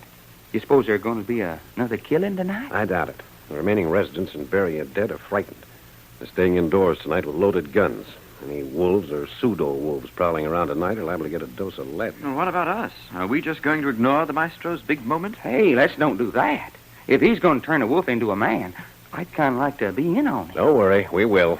But there's something more interesting than that going on. You mean what he's doing in his room? Yeah, he's building something. Oh, is that what all that sawing and pounding's about that's been going on in here all day? Where'd he get his tools? Dry Gulch Mary let him have them. Well, you haven't any idea what it is, huh? No. I'd bet money he's knocking together some contraption or another for one of his tricks of magic. You mean he wants to impress us some more? I don't know. But it's all a part of the whole plan, whatever that is. Yeah. Say, company. Hello? Gentlemen, I have completed my task. You've done what? I have completed my task. Well, what about it? You will do me the honor of coming into my room and viewing it. Hey, he wants us to go in his room and see what he's made. Looks like it. Well, let's go. Gentlemen, I'm waiting. All right. Just a minute. Give me a hand with the bed, Doc. Yeah, take it away. Well, this way, gentlemen, if you please. You seem awfully anxious for us to be in on this deal. You talk in riddles, Mr. Packard. I don't think so. Right in this way, please. Well, where's Nasha at?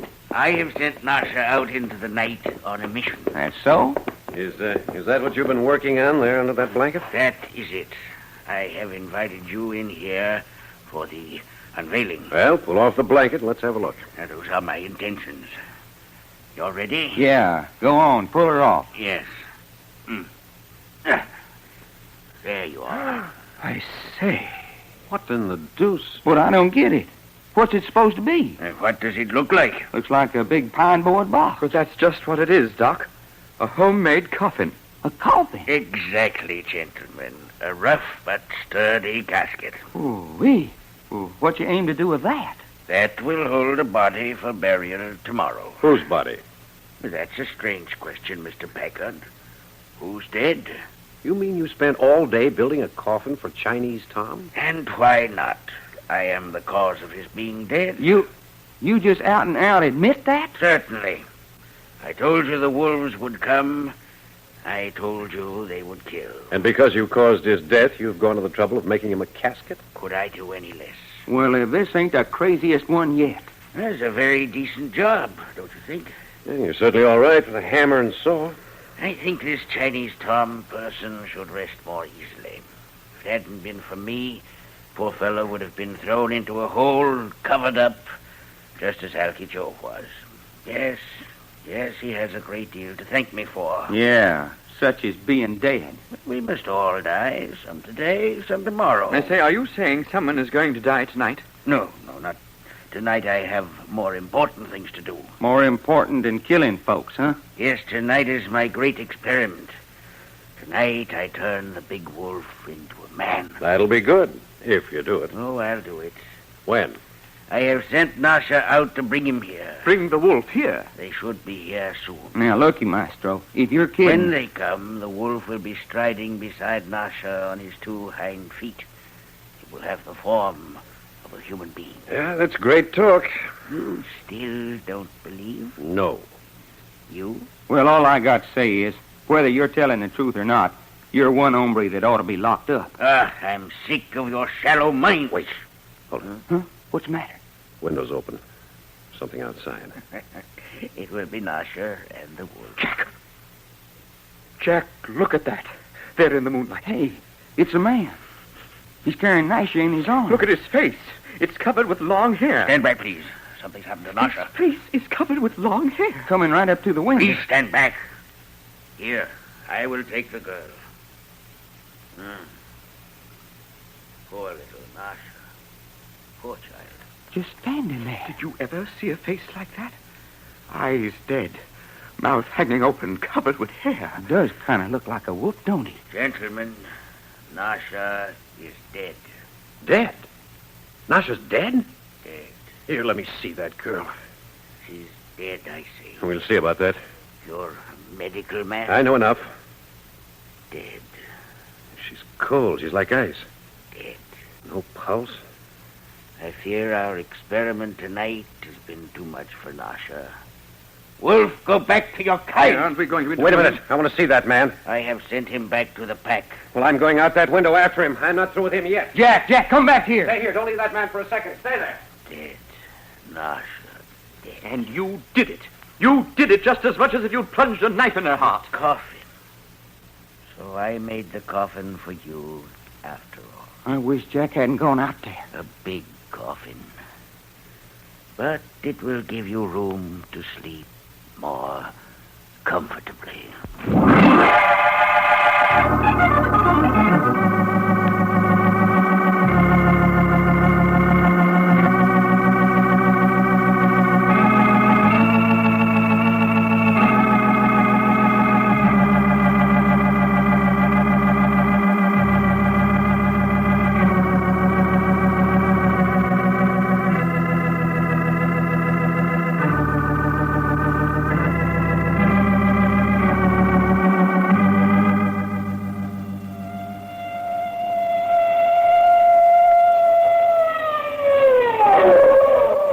The further transcribed adventures of Jack, Doc, and Reggie will come to you tomorrow at this same hour.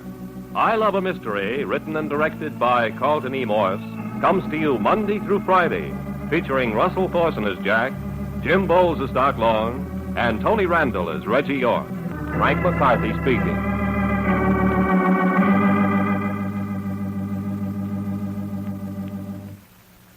This program came from New York.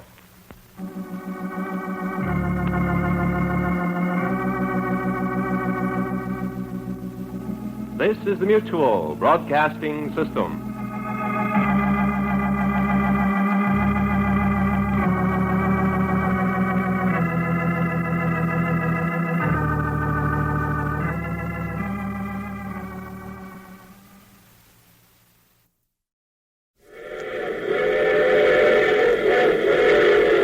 The Mutual Broadcasting System presents I Love the Mystery.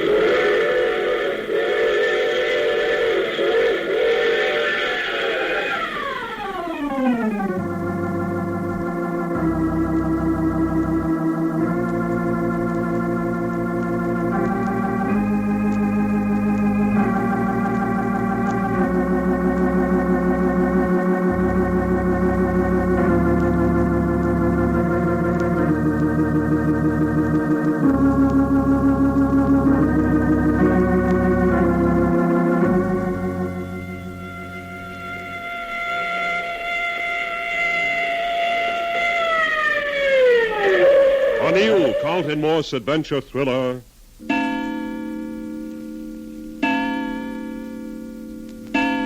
Reggie, are we going to just stand here and let Jack go out after that thing alone? Well, I bally well don't like it. The moonlight is fraught with danger tonight. All right, fella, let's do something about But it. Doc, Jack said to stay with the maestro. Look, Reg, if we was to hog time hand and foot, that'd be just the same as stayed with. I say, of course. Don't touch me. Reggie, get a sheet off that bed. Quiet. I warn you, don't touch me. Now, looky, Maestro, you can take a choice.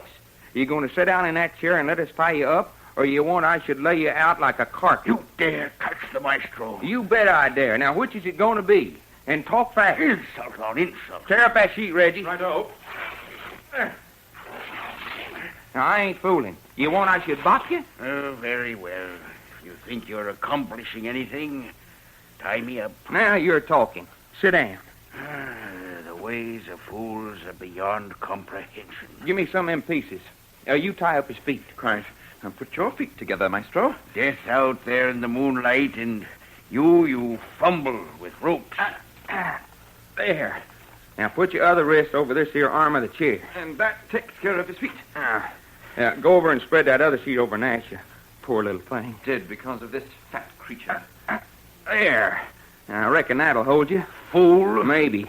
But you'll still be here when we get back. All right, Doc. Yeah, let's go. And Maestro, Well, while we're gone, you might just as well sit there and look at Nash under that sheet yonder. and think what's going to happen to you for killing her. Get out of my sight! Come on, Reg. Climb through the window. Righto.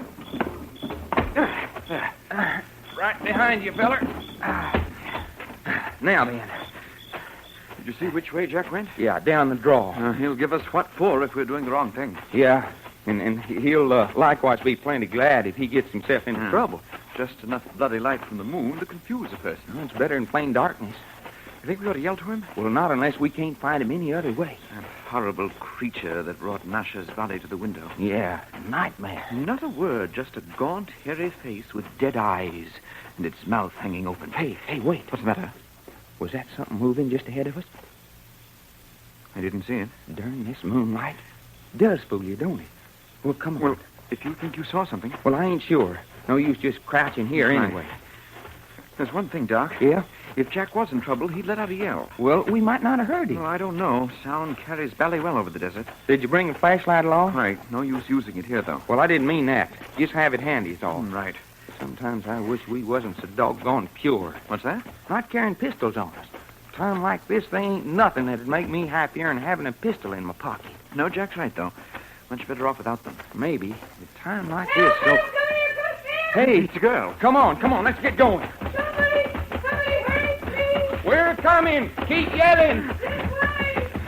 This way! Joe, this valley's sand. Hey, I can see a light up yonder. We're coming. This way! Yeah, we can see your light. Hurry! Oh, it's happened. Here we are. What is it? What's the matter? Right over here. Hey, it's Jumping Dick's daughter, Laura. Look here. I say, a man. Is he dead? I don't know. I just found him. Hey, hold your flashlight still. Oh, my hands are trembling so. Here, give me that light. All right. There now. Doc, it's Jack. Didn't I tell you? Doc, is he? No, of course he ain't dead. You're sure? What's the matter with you? Can't you see he's breathing? Oh, good. Hey, look here. A cut on his head. Oh, I say, what a blow. Yeah, somebody is waiting for him here in the greasewood. Jumped out and whammed him. But he's going to be all right. Of course he is. When did a bump on the head ever hurt Jack? But I say, let's not stand here. Let's get him back to the boarding house. Oh, do you think he ought to be moved? Oh, yeah, that part's all right. But looky, Reggie, something's funny. What do you mean? Look at his clothes.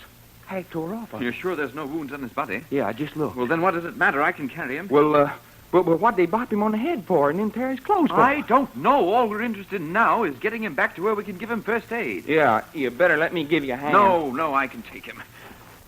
Up with it. All right, there. Now let's go. Then if you don't need me, You better come along with us. Oh, but I've got something I must do. Well, it'll have to wait, because you're coming with us. You're making me come? If you want to put it that way. No, I won't. Oh, you won't, huh? You let go. Come on, sister, cut it out. Go with me, do you hear? Why, you... Oh, ouch. Please. Well, then, now, calm down. Do as you're told. Twisting this girl's arm. What kind of a man are you? Well, you asked for it. Now, come along now. Go on, Reggie. Righto. Oh, what possible use can I be to you? Jack was slugged. You was out here when it happened. Got some questions I want to ask you. Oh, you don't think I did it? I don't know. But I didn't. I was just out here, and I stumbled over his body. What was you doing out here in the first place? Looking for something. That's so? Honestly, Do you very often go out looking for something in the desert at night? I was looking for my father. Jumping Dick? Yes, Well, what's he doing out here this time of night? I don't know. That's why I was so worried. That's why I was out looking for him. Yeah? So Jumping Dick's out wandering around through the desert tonight. I reckon maybe I'd like to talk to him, too. Well, you don't think my father did this? You want some help, Reg? No, I'm doing all right. But you mustn't think he did it. Father's mild, gentle. He's the biggest liar I ever run across. Who's the biggest What? liar you ever run across? Well, hey, Father, Hey, Jumping Dick. Dad burned right, it's Jumping Dick. And I just heard Texas here call me a liar. all right, Dick, come on. Join the parade. What you mean, join the parade? You're coming up to the boarding house along with your daughter here. You just plain got your heart set on marrying that girl. ain't Father, you stop that. Oh, now look, If you Laurie, mention marriage once more, I'll leave, bury your dead, and I'll never come back this time. Yeah, sure, Laurie, sure. It's just my little joke. Come on, Reggie's getting ahead of us. Come on, Dick. Don't mind if I do. Well, what's going on around here, anyway? You ain't the bird that sapped Jack, are you? Sap Jack? Why, say, why'd I want to do that? I like that fella. Yeah? You can let go of my wrist. I won't try to get away now that I know where Father is. You mind my hanging on to your hand? Yes, I do. Well, all right then. Have it your way. Doc, come and open the door for me. Yeah, sure. Come on, you folks.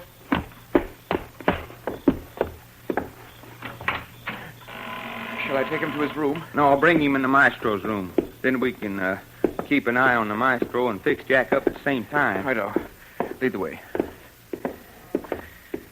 Here. Come on in, everybody. Lay him on the bed, Reggie. So, you're back. Hey, what you got this fat fella tied up for, huh? Keep him out of mischief. Doc, Jack's coming too. Hey, he is? What's the matter with him? No, it's some more of your funny business, I reckon. Atta boy, feller. Take more than a slug on the head to lay you out. Oh, what happened? Somebody slugged you, son. Get some water, Reggie. Right away. Feeling pretty lousy? Oh, what a head. You ain't kidding there. You got a bump as big as a goose egg.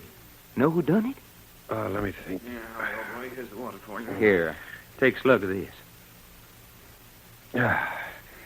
Thanks. Where am I? Lying on the bed in the maestro's room. Oh, yes. What happened? Well, you hopped out the window after the nightmare with the hair on his face. Somebody let you have it out there in the dark. Yes, now I remember. Know who done it? No. That got me from behind. I remember a movement in the bushes and then shooting started. Yeah, funny thing. All they did was tear about half your clothes off. Tear the... Doc, the money belt. Money belt? Hey, you mean they got that? So that's what this is all about. You mean some two-tailed sippy cats grabbed our 25,000 smacks? Shut up, you fool. But, Jack, who knew you had the money belt? Hey, you mean you've been robbed? You keep out of this, Jumping Dick. Yeah, but all I I asked said was... it is none of your business. Now keep your nose out of it. Sure, if that's the way you want it. That's just how I want it. What a crazy idiot I've been not to realize... Realize what, No, Jack? never mind. Say, you say I'm lying on the maestro's bed? Yeah, why? But Nasha was lying down here when I left the room. Hey, Nasha's body. But where is it? Didn't I tell you two to stay here and watch the maestro? But, Jack, he couldn't have done it. He's tied up over there in his chair. Tied up. Hand and foot. But he's the only one who could have moved her. But I tell you, he didn't. He's tied up tight as a tick. Don't worry, gentlemen. Nasha's where she belongs. Where's that? If you lift the lid of the coffin over there against the wall... Coffee? We'll just have a look and see. Hey, what's going on here anyway? Yep. She's here, Jack. She's here in the coffin. Where she belongs. But look at her.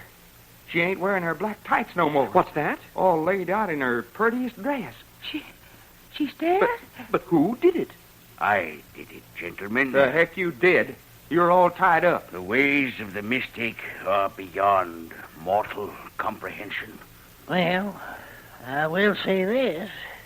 She's about the prettiest corpse I ever did see.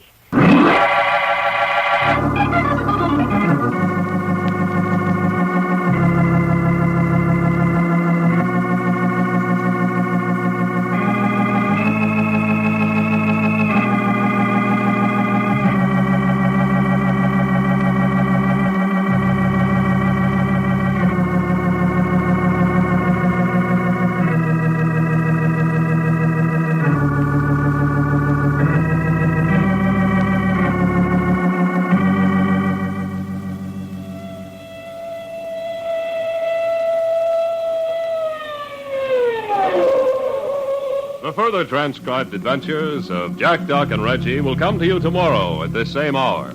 I Love a Mystery, written and directed by Carlton E. Morse, comes to you Monday through Friday, featuring Russell Thorson as Jack, Jim Bowles as Doc Long, and Tony Randall as Reggie York.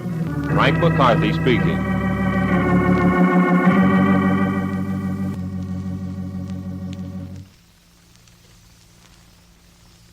This program came from New York.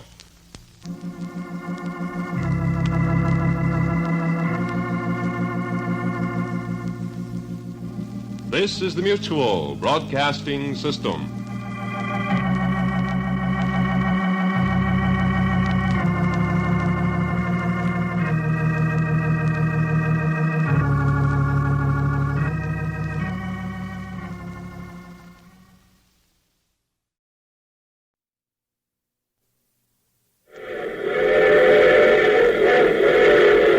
The Mutual Broadcasting System presents I Love a Mystery.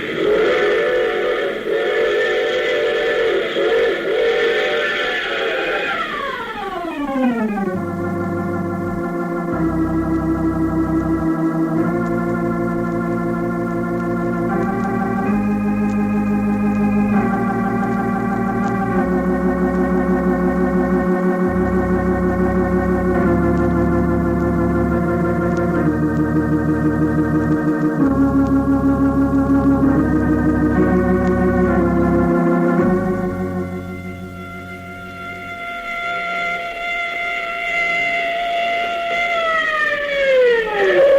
new Carlton Morse adventure thriller,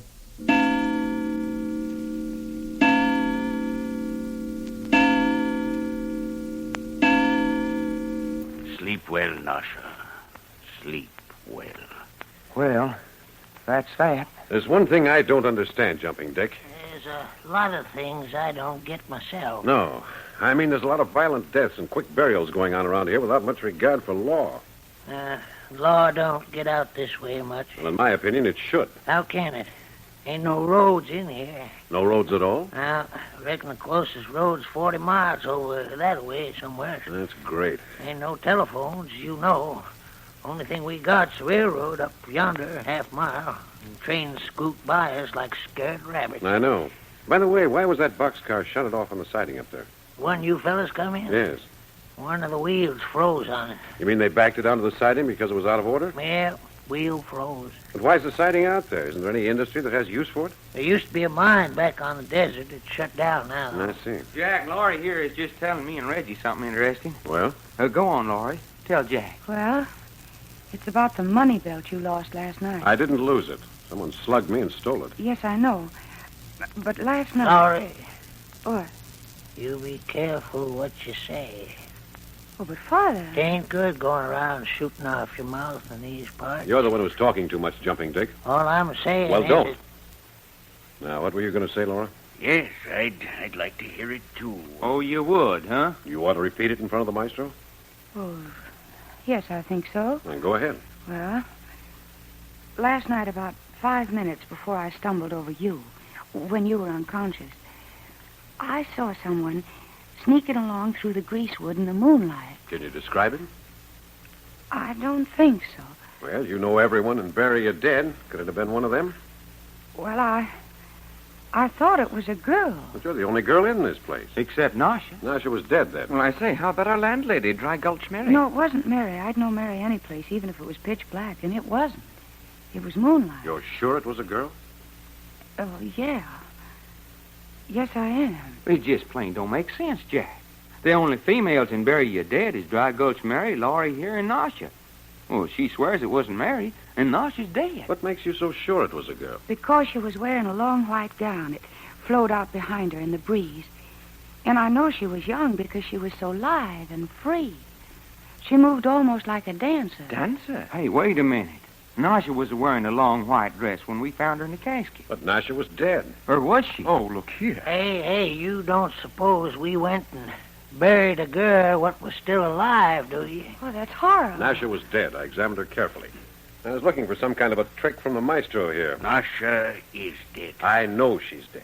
I took particular care to find out. But it's just like Texas here says.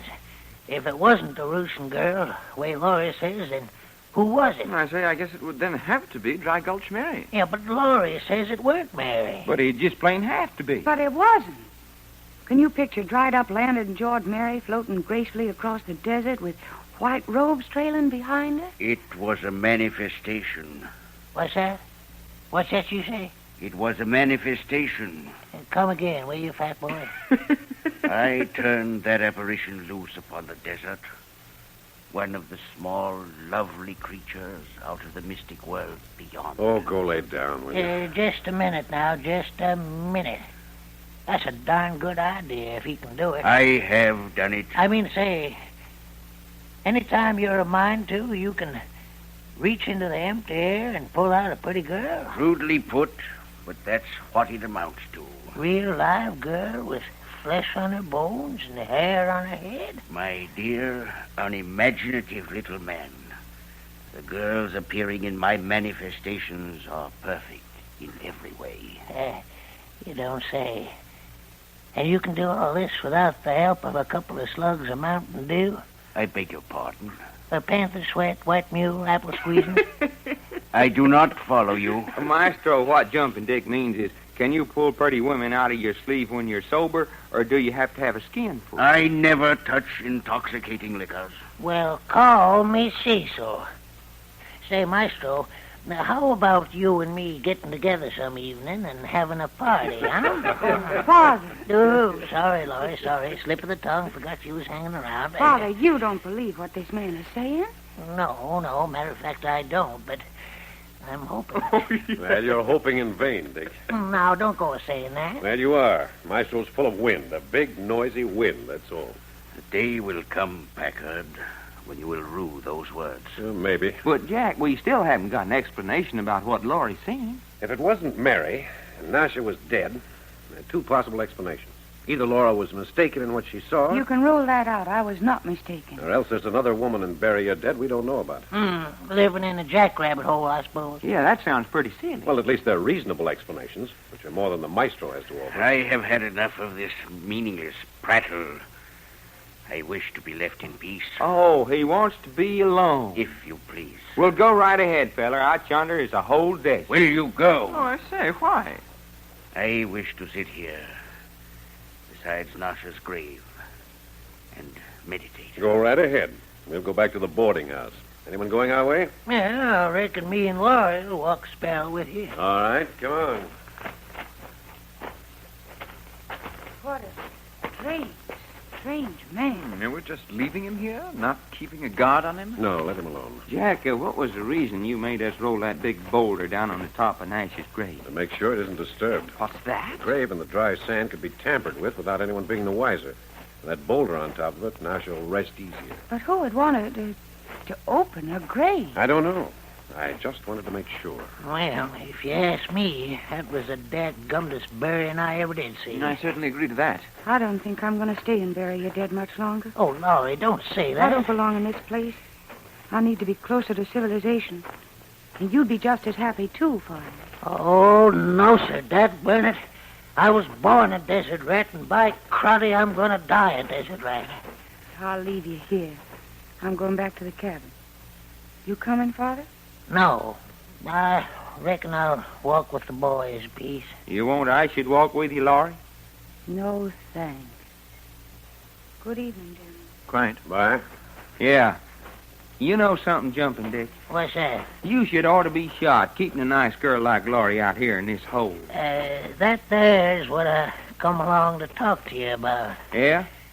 You had a pretty good chance at sizing Laurie up by this time, huh? I reckon. Well, you made up your mind? Done what? Made up your mind. You gonna marry the girl, or ain't you? Oh, look here. Now, looky, Dick.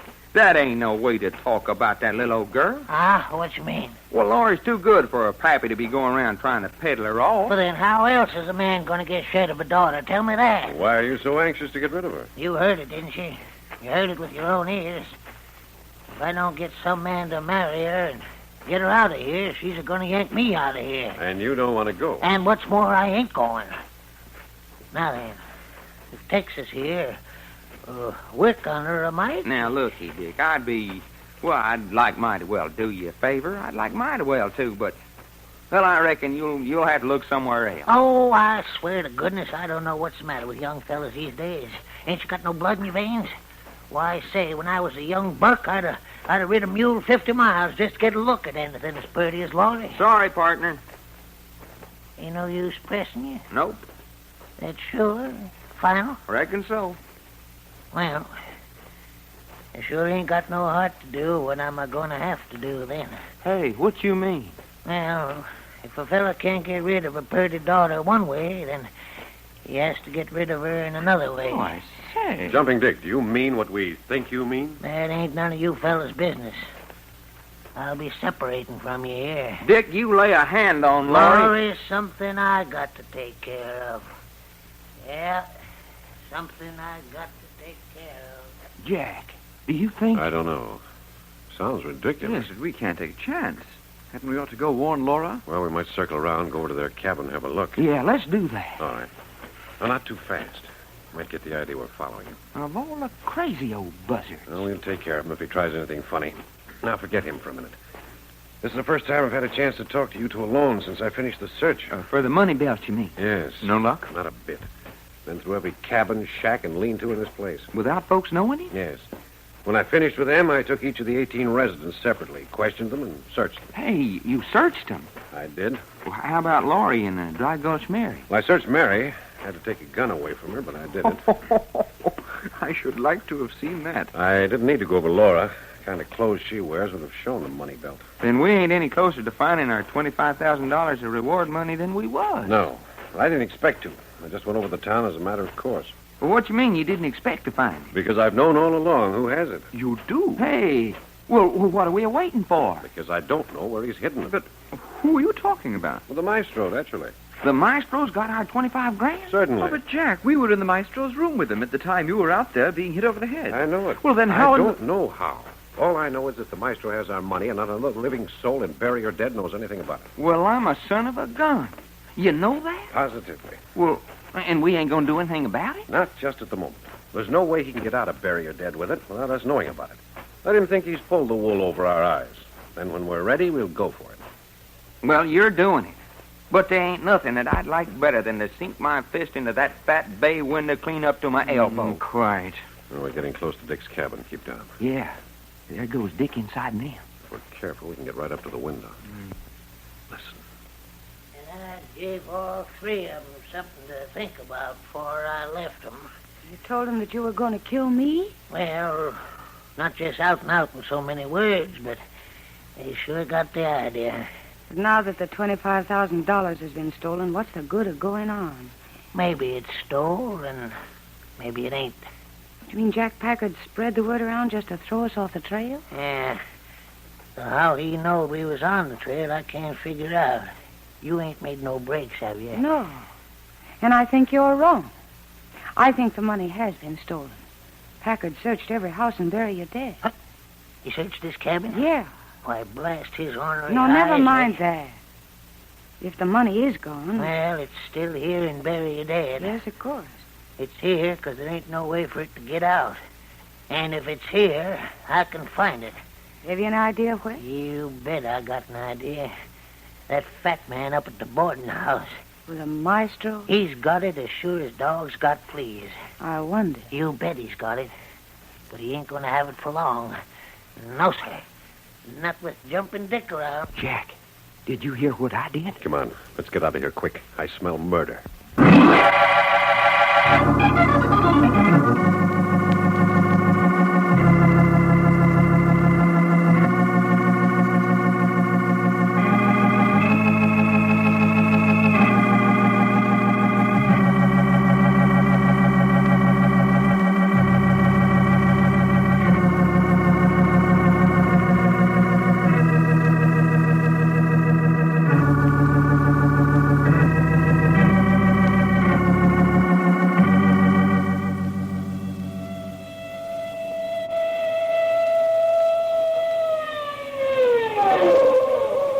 The further transcribed adventures of Jack, Doc, and Reggie will come to you tomorrow at this same hour.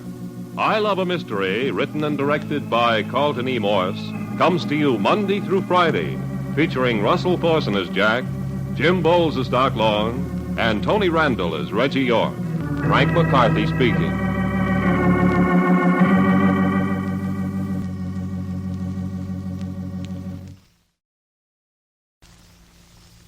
This program came from New York.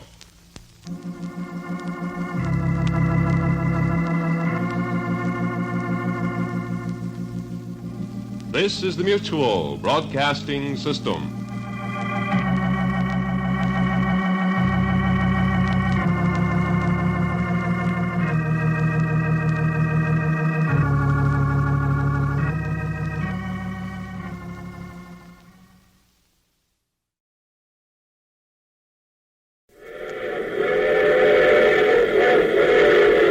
The Mutual Broadcasting System presents I Love the Mystery.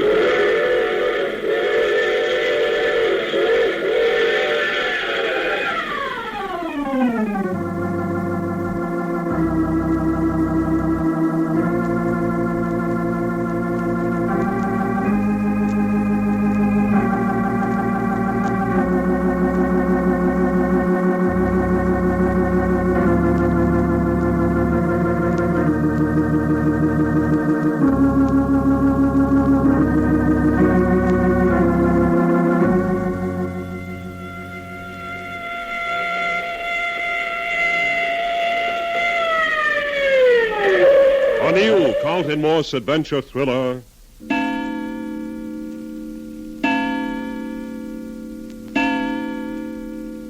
We're watching the maestro because he's the focal point for everything that's happened since we came to bury your dead.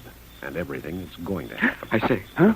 What's the matter? Look, creeping up through the greasewood over there. Where, Reggie? Creeping toward the maestro's window, just a shadow in the moonlight. Yeah. Yeah, see it, Jack? Yes. Down on all fours. You think it's an animal? No, it's a man. Right. I caught the glint of something in his hand. Oh, a gun, huh? I think the maestro's about to receive a visit from Jumping Dick. I say, that's Jumping Dick? That'd be my guess, Well, what we're waiting for? to see what happens. But looky, Jack. If Jumping Dick should up and shoot the maestro. We'll stop him before it goes that far. But if we ain't in time. That'll be the maestro's hard luck. It's for ours, too, Jack. I mean, if the maestro's got our $25,000 hidden away and he's killed, we'll never see it again. Don't forget that Jumping Dick knows that as well as we do. How you mean? Well, if Dick's after the money, he won't dare kill the maestro until he knows where it's hidden. Yeah. What's the matter with us, Reggie? He's right under the window. Man, if the maestro's nervous now, think what he's going to be in a minute. Watch. He's going to stand up. Yeah. There he goes. Hey, did you see that? The maestro jumped a foot. Come on. Let's creep down where we can hear what they're saying. Yeah, let's do that. Take it easy. Not a sound. And as I was saying, I hope you don't mind if I just stand here in the window and point my pistol at the middle of your barrel. In heaven's name, man, put up that gun. Nope. Feel more comfortabler with it in my hand. Is this a hold-up? Yeah, in a way, you might say it was. But I have nothing you could want. Oh, don't think so, huh? But I haven't. I arrived here absolutely destitute. Packard had to pay my room and board. Destitute, huh? Positively.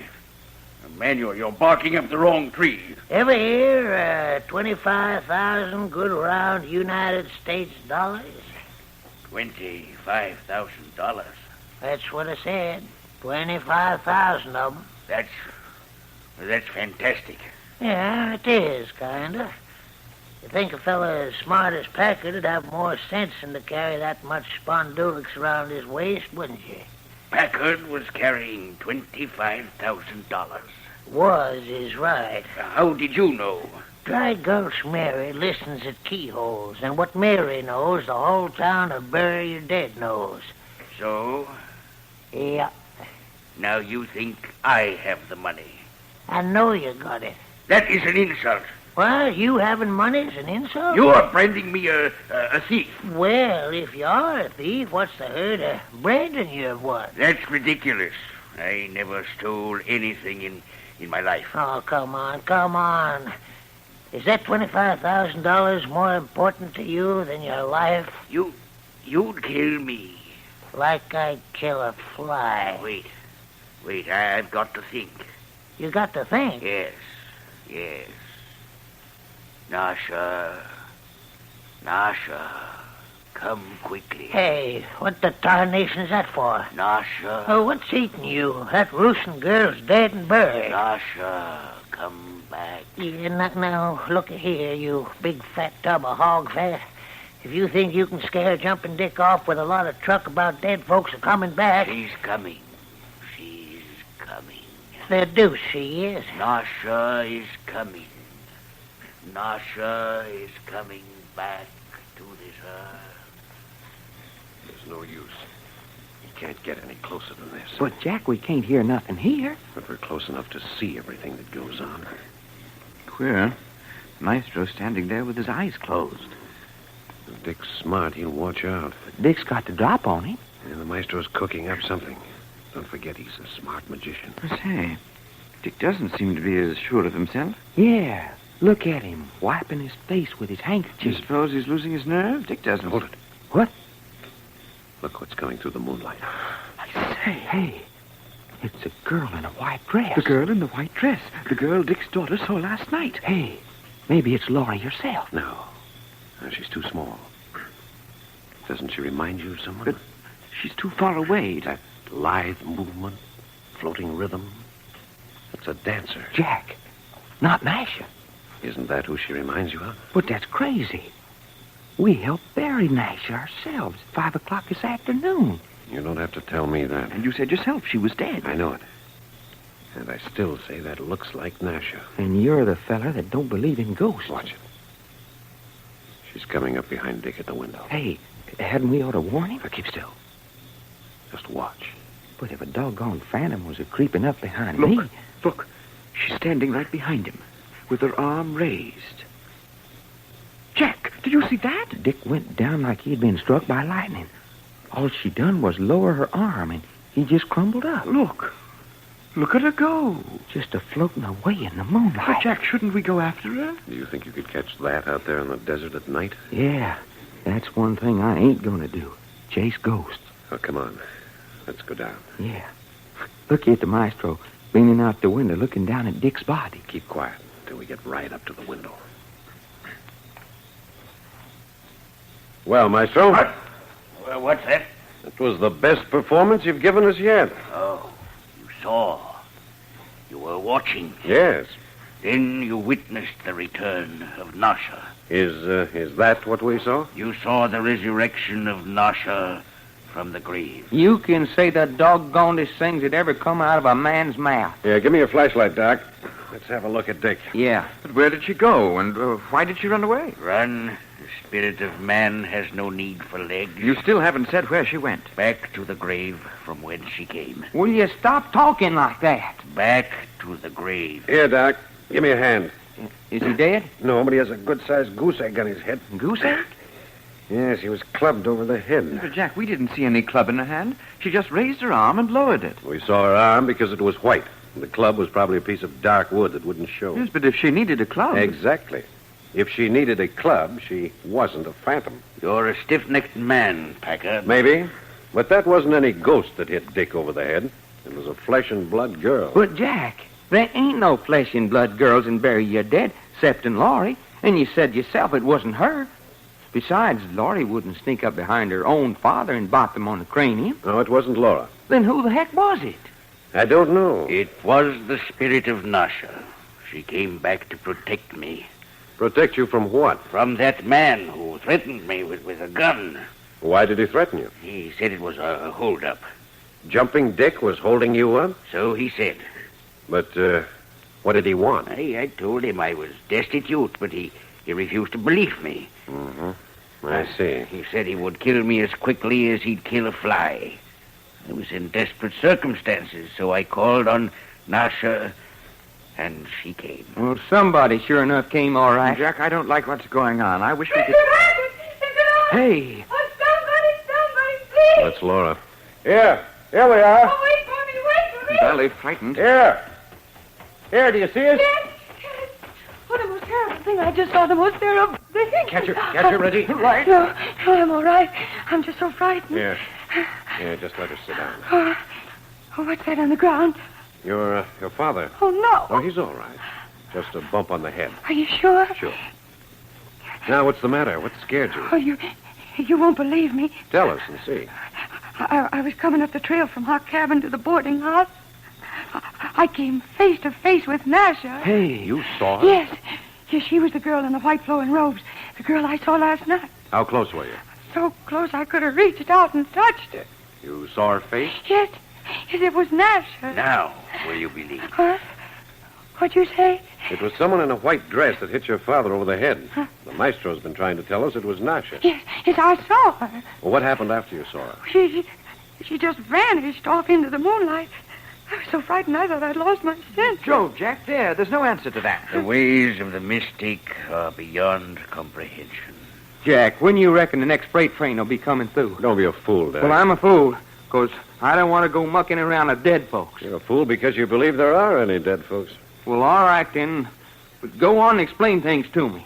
I can't. And neither can I. Nor nobody else except the maestro here. Now you are talking reason. Dead people don't rise from the grave. But we seen her and Laurie seen her. Dead people don't rise from the grave. You can prove that, Packard? I can, and I'm going to. I would give much to be present when you do it. How and when I do, it'll be none of your affair. Come on, let's get out of here. Are we going to just leave Jumping Dick laying there? His daughter and the maestro are with him, aren't they? I say, a bit inhuman, what? We've got other things to do. Come on. Righto. Well, what we got to do that's all fired important? Prove the girl who struck down Dick wasn't Nasha. Yeah, but how? Reggie, you know where those shovels are? I say, shovels. Yes. We're going to open Nasha's grave and prove. Prove what? I don't know. What do grave robbers prove?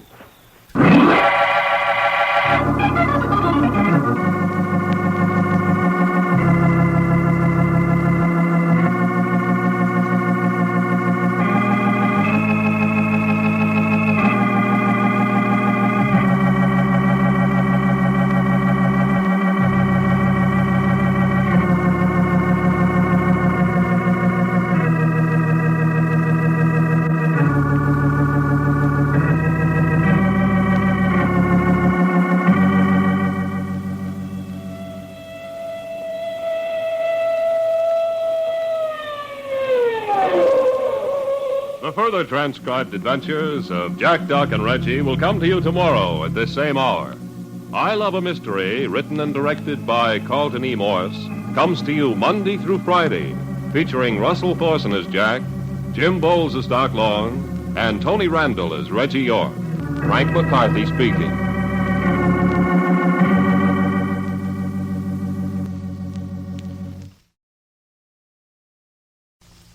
This program came from New York.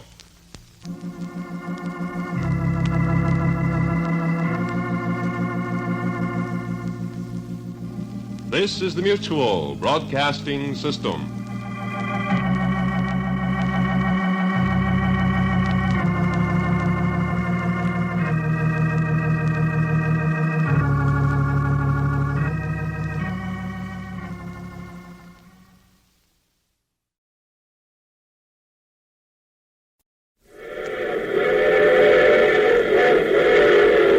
Mutual Broadcasting System presents I Love the Mystery.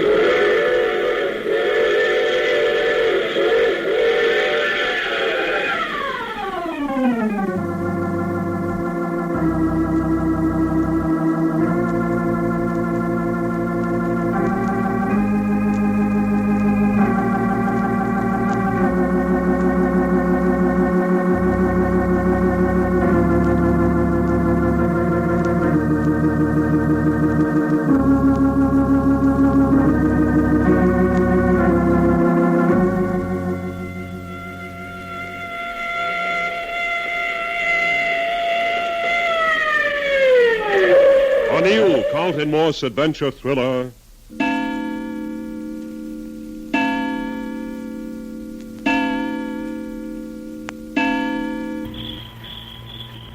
All right.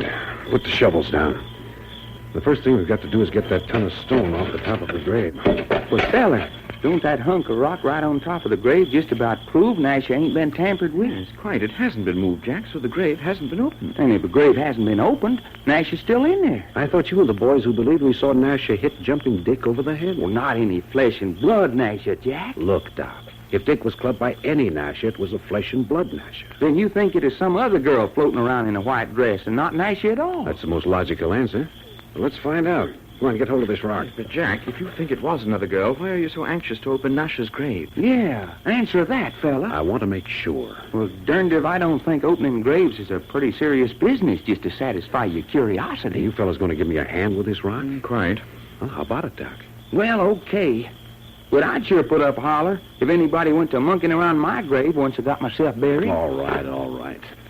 Now, grab hold. If we take it together, we can roll it right down off the dune. All right, let's try. Ready, Doc? I reckon. All right, then. Let's go. Up with it. More. Keep her coming, Reggie. She's moving. Look out, Jack. It's rolling your way. Let it roll. Little one.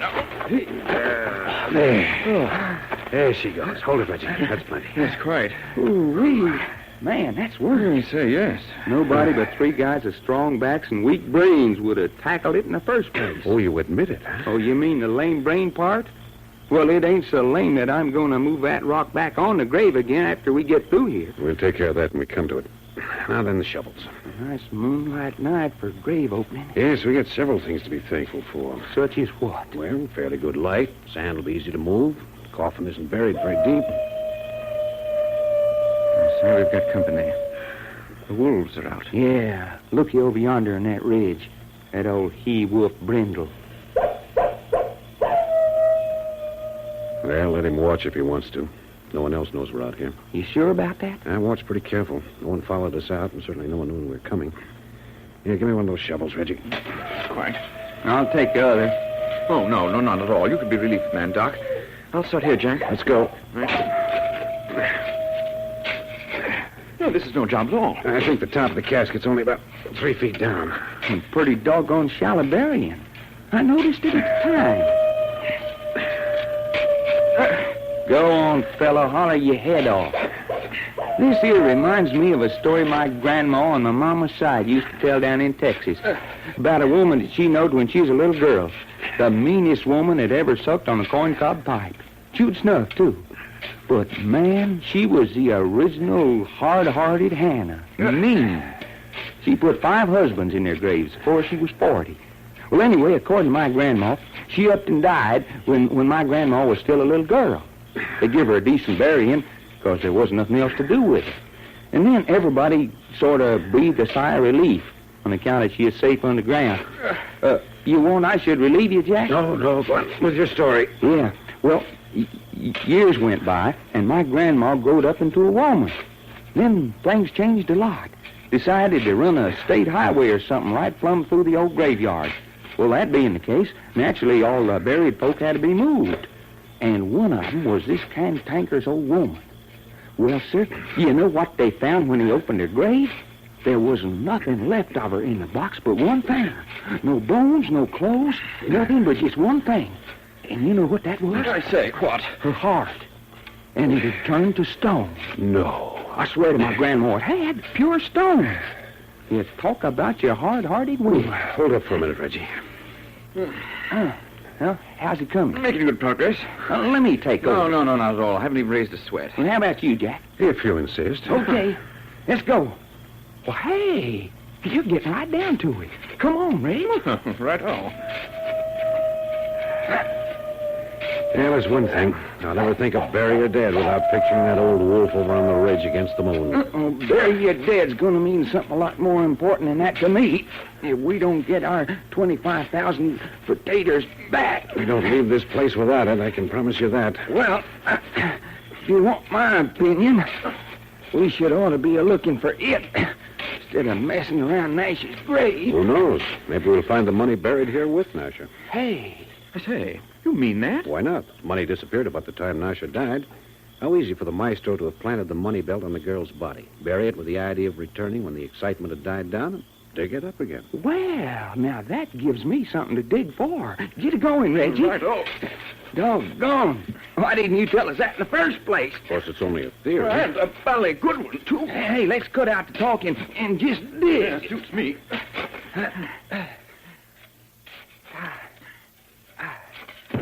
Hey, I've hit something. Yeah, so have I. Good work. Doc, climb up out of the hole, huh? I can get the rest of it better alone. Yeah, about all you got to do is just scrape what's left of sand off the top. Yes, quite.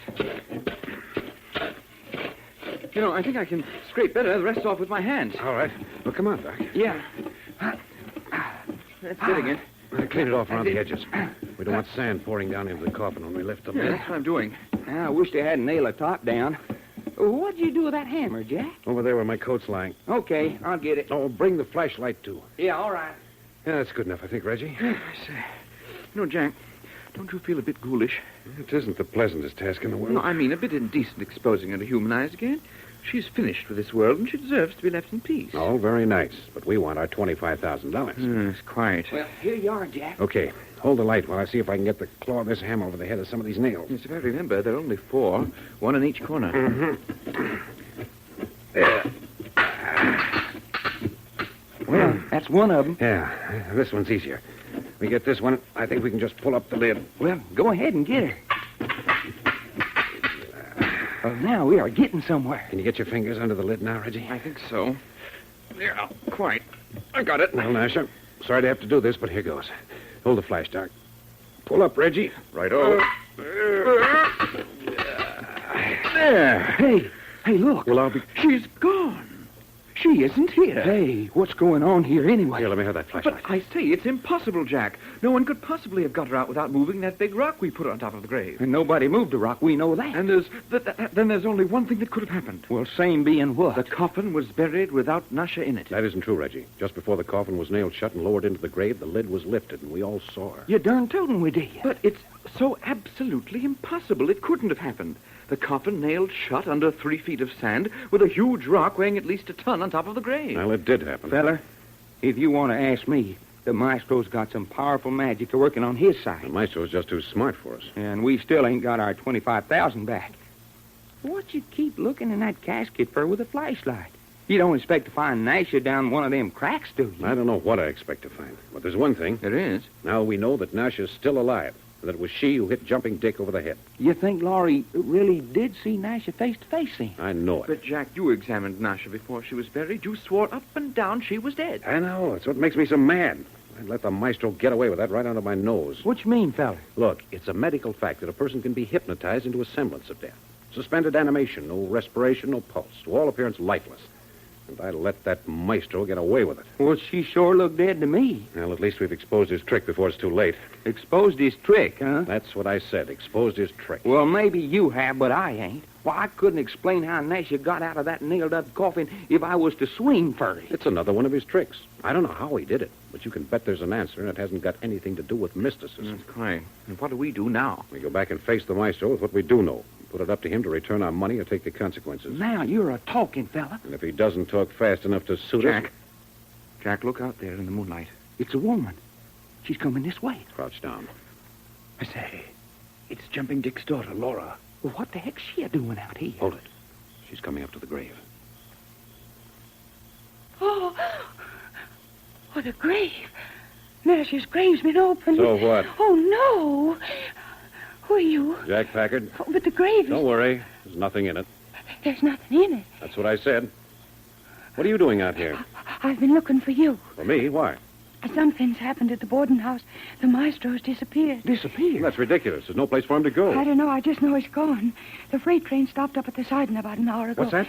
Did you say a freight train? Yes, I think it's picking up the boxcar. Are you kidding Doc, me? Reggie, did you hear that? There's a freight train up on the siding. Has it gone yet? No, but... Doc, Reggie, come on. Hey, fella, what's eating you? Freight train, you fool. The maestro's disappeared. Come on. Come on, we gotta catch that freight train.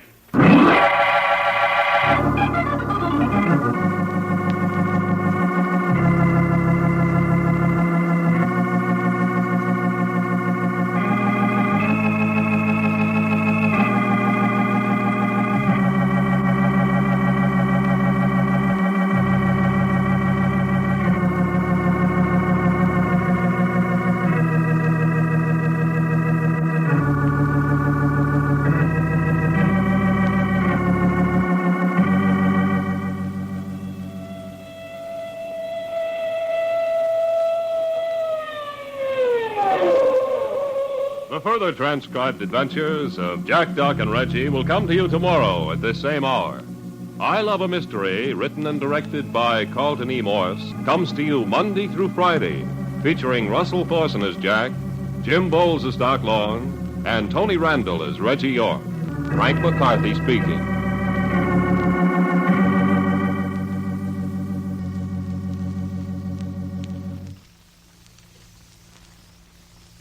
This program came from New York.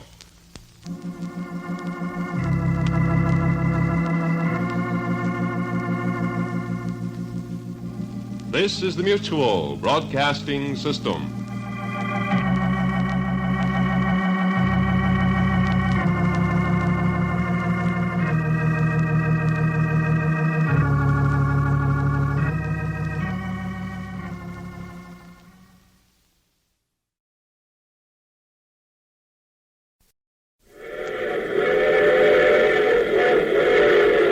The Mutual Broadcasting System presents I Love the Mystery.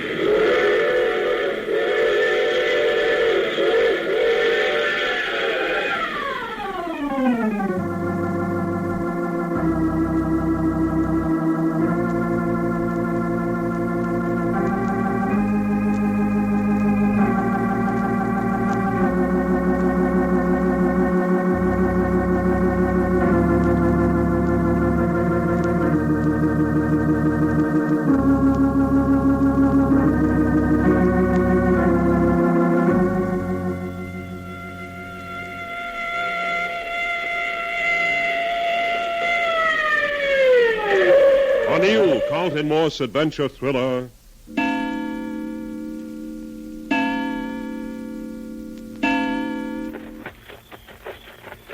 It's still standing on the siding. I see the headlights. If we miss that freight train, we're all washed up. Well, it ain't got away from us yet. We still got a piece to go. But, Jack, I don't understand. Why is this fleet so important? Because our $25,000 is on that freight train. Oh, I say. Hey, how'd it get on there? Well, didn't you hear Laura say the maestro disappeared? Where do you suppose he went? You mean the maestro's pulling out of Veria dead on that freight train? You bet he's pulling out. Hey, let's step on it. Oh, the train whistle. Does that mean... Come on. There she goes. I can hear her. Stop talking. Maybe we can get over the tracks ahead of her. Oh, bless the bloody dog. I keep stumbling. If that mathematician gets away with our money... Save your breath. Run like you never ran before.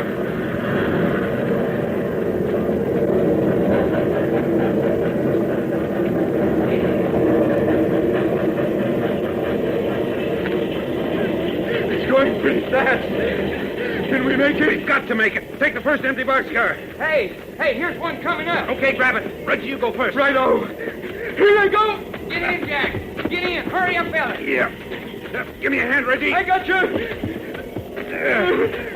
Come on, Doc. Give me a hand. Faster, Doc. Run faster. I got him. Jack, grab hold of his collar. He's losing his footing. Hold him. Hang on to him. There. All right, now pull him up. Up he comes. There he is. Oh, I say, Doc, are you all right? Am I all right? I'm bruised and battered. The desert come up and whammed me 3 times before you fellas got me pulled in. You're lucky you didn't go under the wheels. I was so close once a wheel throwed grease in my face. Oh, Jove, that's bad business. Well, we're here, and that's all that counts. Oh, I say, we certainly pulled out of Veria dead in a hurry. Suits me. I just about had a stomach full of that place. Say, you know something? What's that? This is the same freight car we arrived in. Oh, I say, it is? Huh? Yes. Turn on your flash, Reggie. Right. Yeah, look here.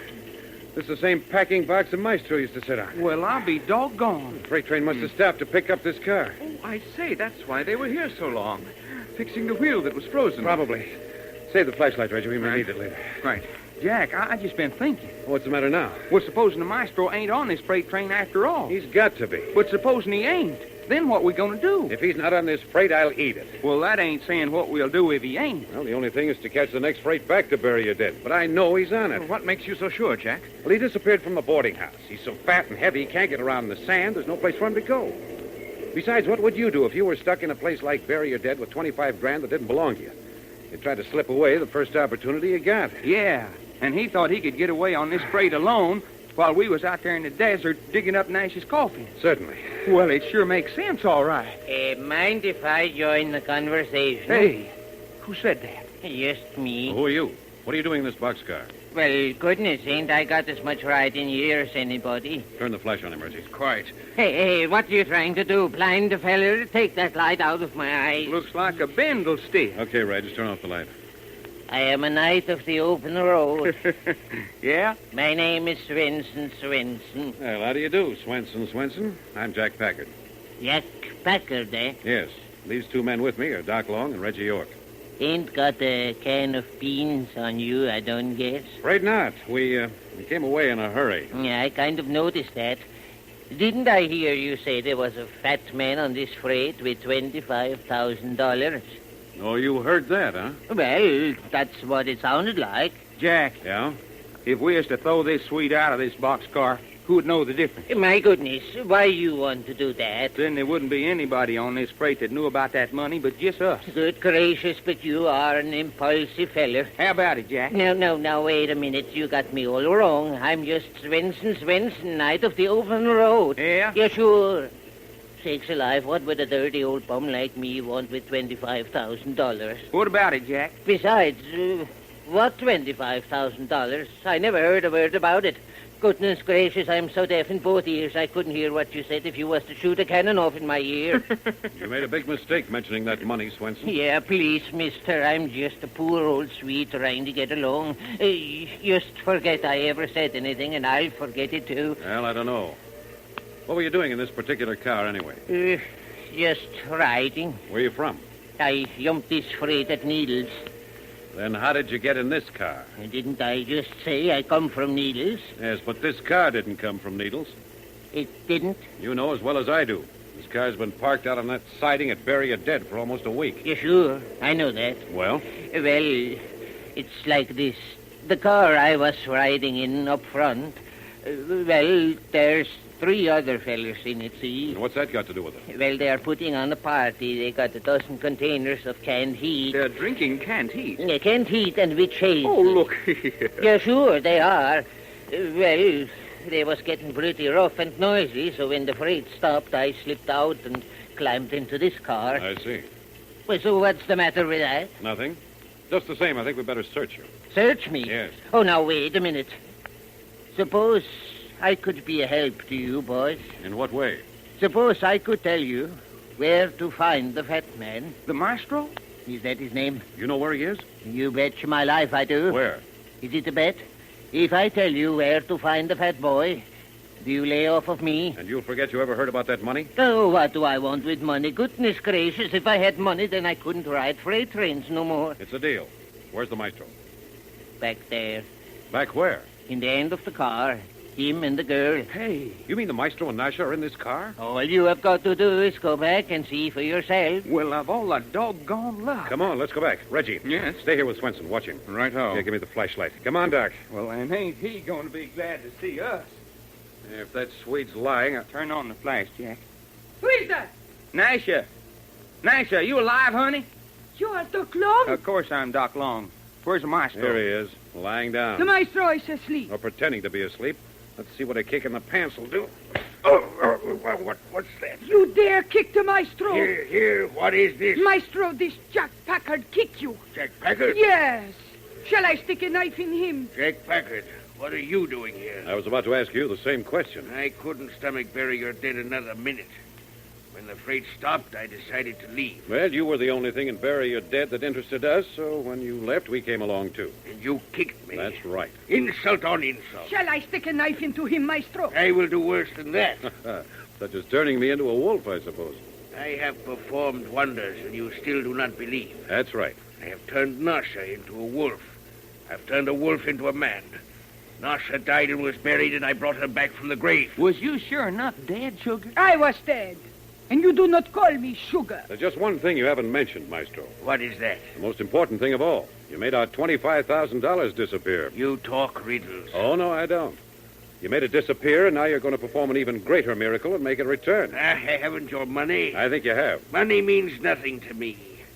Man who can perform marvels beyond the ken of man. You're going to return that $25,000, or you're going to be about 250 pounds lighter when we arrive at our next stop. Threats. What do they mean to me? Jack ain't kidding, Maestro. We're going to have them potatoes back if we have to take you apart limb by limb until we find them. Your game's up. Now give us that money belt. Fools! Stand up. You take your hands off the maestro. Stand up. Take your hands off me. I will get to my feet. And hurry up about it. I spit on you. Doc, keep your eye on Nasha. I'll take care of the Maestro. You hear that, sweetheart? Dog, pig, swine. Ain't you just full of words? Come on. Get to your feet. It is difficult. A man of my weight must move slowly. Well, keep moving. I will help you, maestro. Keep away from me, Nasha. Yeah, come on back over here. You do not touch me. No? I will stick a knife in you. You will, sure enough? There, I am standing.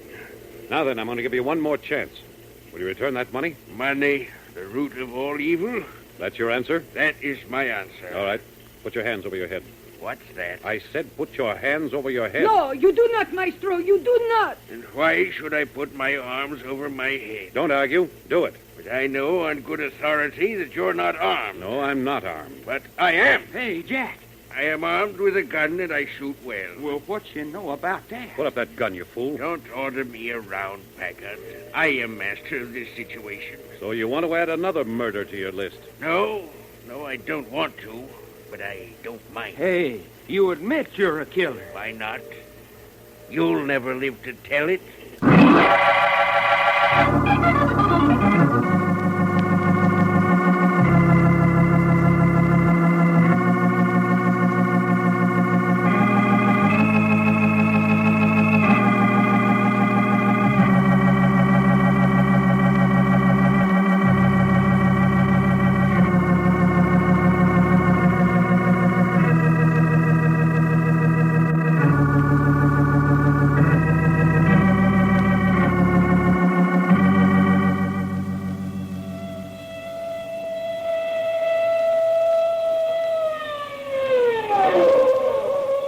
further transcribed adventures of Jack, Doc, and Reggie will come to you tomorrow at this same hour. I Love a Mystery, written and directed by Carlton E. Morse, comes to you Monday through Friday, featuring Russell Thorson as Jack, Jim Bowles as Doc Long, and Tony Randall as Reggie York. Frank McCarthy speaking.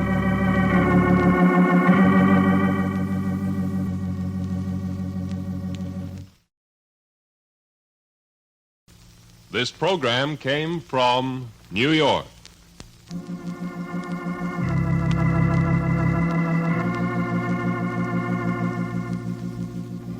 This is the Mutual Broadcasting System.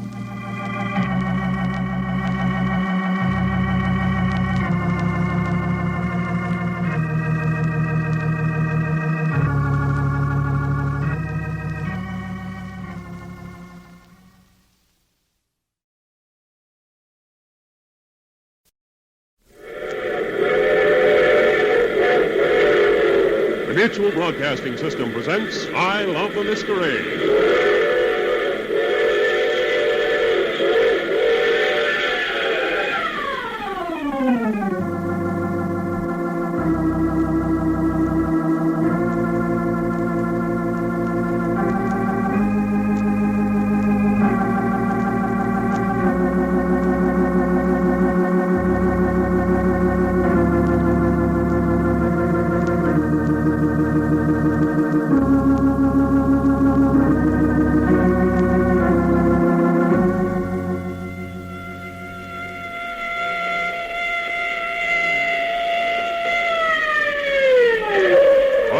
Carlton Morse adventure thriller,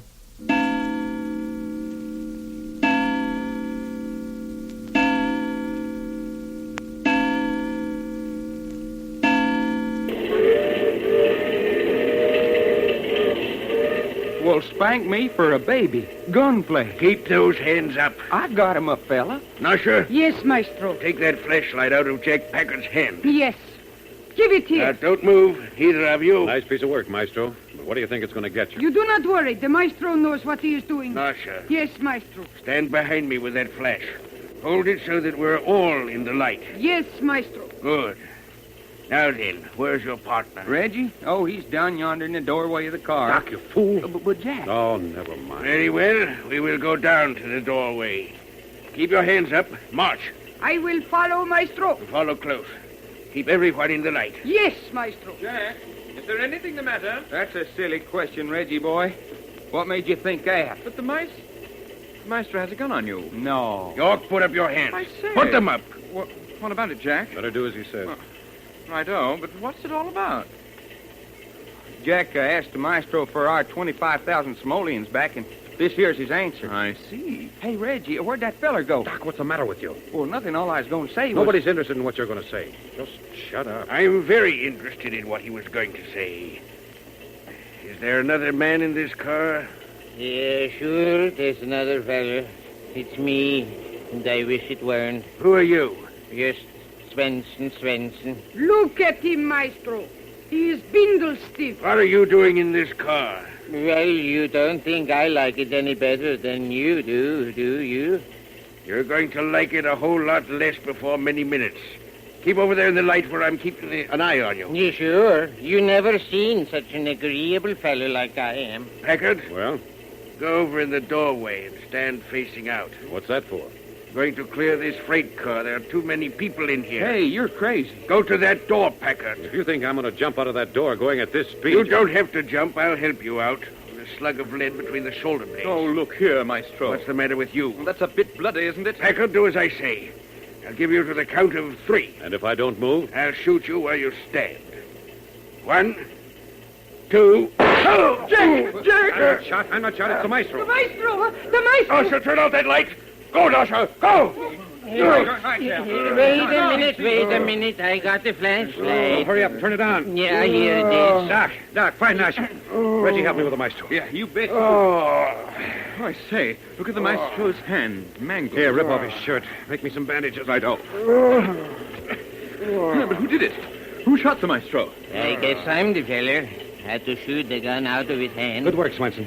Give me a piece of that cloth. Here you are. Hold that flashlight down closer. Yeah, looks like I shot off one of his fingers. Looks like you did, all right. Oh, stop groaning. You're not dead. Jack, Nash is not in this boxcar. What's that? No, she ain't. I look good. Hey, you mean that Russian girl jumped out? She must have. Oh, but look here. Supposing she had that $25,000 on her. Then I would say your 25 grand was laying back along the tracks on the body of a dead girl. Well, darn it, why don't somebody stop the train? How are you going to stop a freight train? What about it, Jack? There, that'll take care of you, Maestro. At least till we can get you to a hospital. But, Jack, our $25,000. I think our money's safe enough. Hey, what do you mean? Have you forgotten Nasher disappeared from this boxcar once before and came back safe? I see. Hey, that's right. Besides, we don't know that Nasher had the money. Search the Maestro. You bet we'll search you, Maestro. Here, you roll over. Man, don't he suffer good. Hold that flashlight, Reggie. Righto. He's got so much fat on his bones. Nope. Nothing on this side. Roll him over. I'm tired. Listen at him. Over he goes. Anything at all? Limp as a baby. Hey, Jack, there ain't nothing at all on this car. All right, let him sit up. Come on, you. Up with you. Will I bleed to death? Sorry to report there isn't a chance of you bleeding to death. Who shot me? I did? You did. You're only a tramp. No, I ain't no tramp. You're not? Then what are you? Just a railroad dick. Policeman? For the railroad. What's the idea? What are you doing here? Looking for this fat man? You was? Well, what for? Murder. What nonsense is this? That's right, mister. But why is the railroad interested in the Maestro for murder? We found a dead man on the railroad right of way near the California line. Did the man have a knife in his heart? You sure? How did you know? Didn't I tell you? I knew there was a dead man in this car. I touched the knife in his heart in the dark. What's that? Certainly I did. He tried to make us believe it was one of his manifestations. He let me touch it, and then he shoved it out of the car. But look, fella, how come you linked the dead body up with the Maestro? The body was identified. The man was last seen in the company of this fella. Well, that kind of puts you on a spot, Maestro. I'm tired. Tried and I have failed. Then you admit the murder? Yes. Why did you kill him? I wanted Packard's $25,000 for myself. How did you know I was carrying that money? You remember, back in the freight yards in Los Angeles, you three were waiting for a freight to pull out. You were hiding in a boxcar. Yes? Well, we were waiting, too. This man I killed and Nasha and I. We're outside your boxcar in the fog. We overheard you talking about the money. So that was it. We heard you say you were going to catch the next freight out. So we went down and got into an empty boxcar. Never hoped for you to get into the same boxcar with us. We only expected to be on the same train. Follow you to your next destination. And we played right into your hands by getting in the same car. When did you kill this other fellow? While we were waiting for the freight to pull out.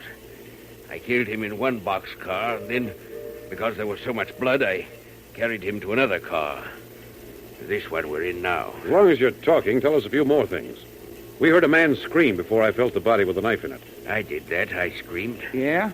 And how about turning Nasha into an animal? Simple magic. Nasha is completely in my power mentally. When I placed her in a trance, she will do anything I want her to do. By thought transference, I do not need to speak. Just think, and she does what I think. That's really true? Yes. Those horrible glaring eyes in the dark and the snarling. The eyes were luminous paint which I daubed on her forehead. Well, son of a gun. The snarling I did myself. Like this. Oh, Jove. Exactly the same. Yes, I did that myself. And how about all that wolf business at Bury Her Dead? Circumstances fitted right into my plans. The wolves were killing people out there in the desert, so I pretended that I was causing it. Are you saying you actually didn't kill Alky Joe and Chinese Tom? I did not. The wolves did that. I put Nasha into a trance and made her jump through that window and pretend to go out and call the wolves. But what about the wolf you turned into a man? The chappie with long hair on his face who brought the body of Nasha to the window. The people of Bury Your Dead are simple folk. I found a man among them whom I could bring under the influence of my mind. I hypnotized him, covered his face with crepe hair, and had him carry Nasha in. You certainly went to a lot of trouble on our account. Yes, I was using all the magic I knew to confuse you, so that when I got hold of the $25,000, you would not know where to start looking for it. You didn't fool me for a minute. I know. You're a stubborn man, Packard. Yes, but Nasha, you fooled Jack over her. Even he said Nasha was dead when the chappie with hair on his face brought her in. Yes, Nasha's so completely in my power, I can hypnotize her so that she is the same as dead. A suspended animation. No breathing, no pulse. Her body takes on a death-like white marble hue. Then we sure enough buried Nasha while she is still alive? Yes. Yes, but how did she get out of the coffin? It was still nailed shut when we dug it up. I made the coffin myself. If you had examined it carefully, you would have found hidden hinges in one end. When I sent a mental thought to Nasha, she came alive. She opened the end of the casket and dug her way through the sand to the surface. Holy jumping cow, you mean that Russian girl opened the coffin and come out alive? Yes, it has been done before. Houdini mystified the world for years with that trick. Well, what do you know? But why did you go to all that trouble? Why did you bury her? With her, I buried the $25,000. I wanted the money out of the way when you searched for it. Yes, but who hit Jack over the head out on the desert and took the money away from him? The man with the hair on his face whom I had hypnotized. Under my influence, he attacked Packard and then brought the money to me. Well, I reckon that just about explains everything. No, there's two more things. Jumping Dick and Laura, for one thing. I can explain them. That foul woman, Dry Gulch Mary, heard Doc Long mention the money you were carrying. She told Jumping Dick, and he and that woman, Laura, decided to get it. You mean his daughter? She wasn't his daughter. Just an adventurer stranded out there in the desert. You know that? I do. Well, how's that for pulling the wool over my eyes? Quite. Well, that explains those two. Now the most important. Maestro, how did Nasha disappear from this boxcar and then return? Turn your flashlight on the door of the car. You mean you're going to bring her back now? I might as well. Game's up. All right, go ahead. Nasha, come back. Hey, look. Here she comes. Floating back through the door of the car. Here, what's going on? That ain't natural. Nasha, come here. Yes, maestro. Take off that money belt. Yes, maestro. There it is. There it is. Yes. Now give it to Packard. Yes, maestro. Thanks. Hey, but that still don't explain how she got in and out of the car. Nasha is an acrobatic dancer. She simply took hold of the top of the door and swung her body up onto the roof of the car. She's been up on the roof of the car? Yes, it would be impossible for anyone less lithe and supple. Even she couldn't do it, except under my hypnotic influence. Maestro, I want to hand it to you. You're a clever man. Clever enough to escape this murder charge? That I don't know. No. I don't think even the maestro is that clever.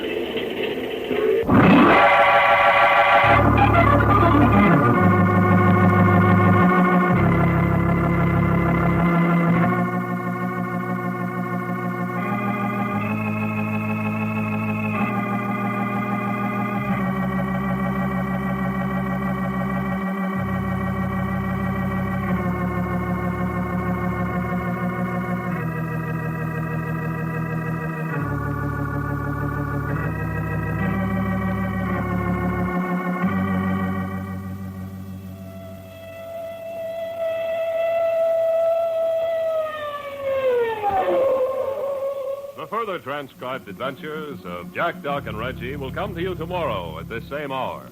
I Love a Mystery, written and directed by Carlton E. Morse, comes to you Monday through Friday, featuring Russell Thorson as Jack, Jim Bowles as Doc Long, and Tony Randall as Reggie York. Frank McCarthy speaking.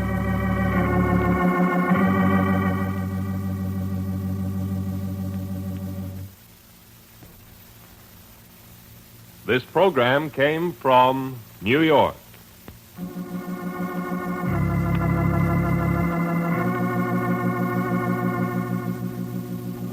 This is the Mutual Broadcasting System.